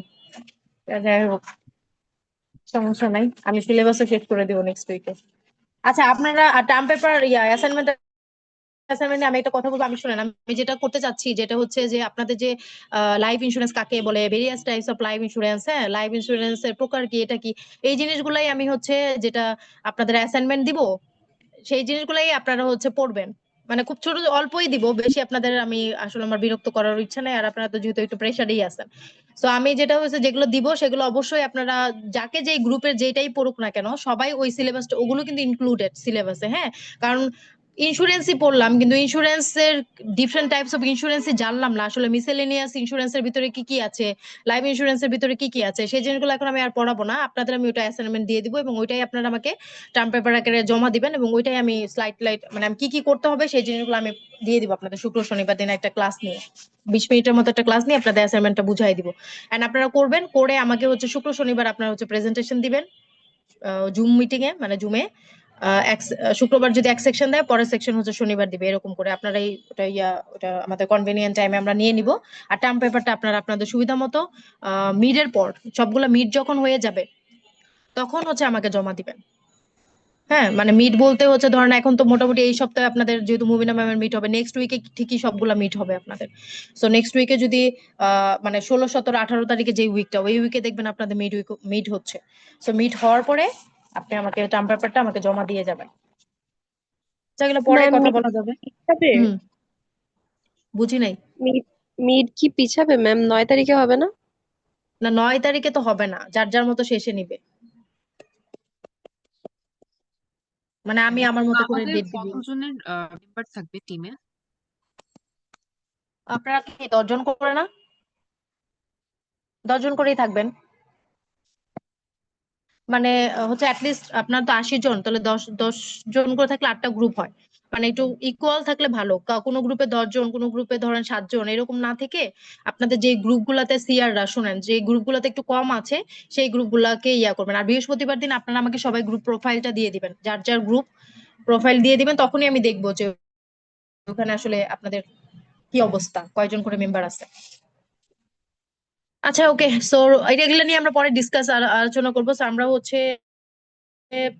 রোল কল করি। রোল কল হচ্ছে সেকশন এ 1, present ma'am. Present ma'am. 3, present ma'am. 5,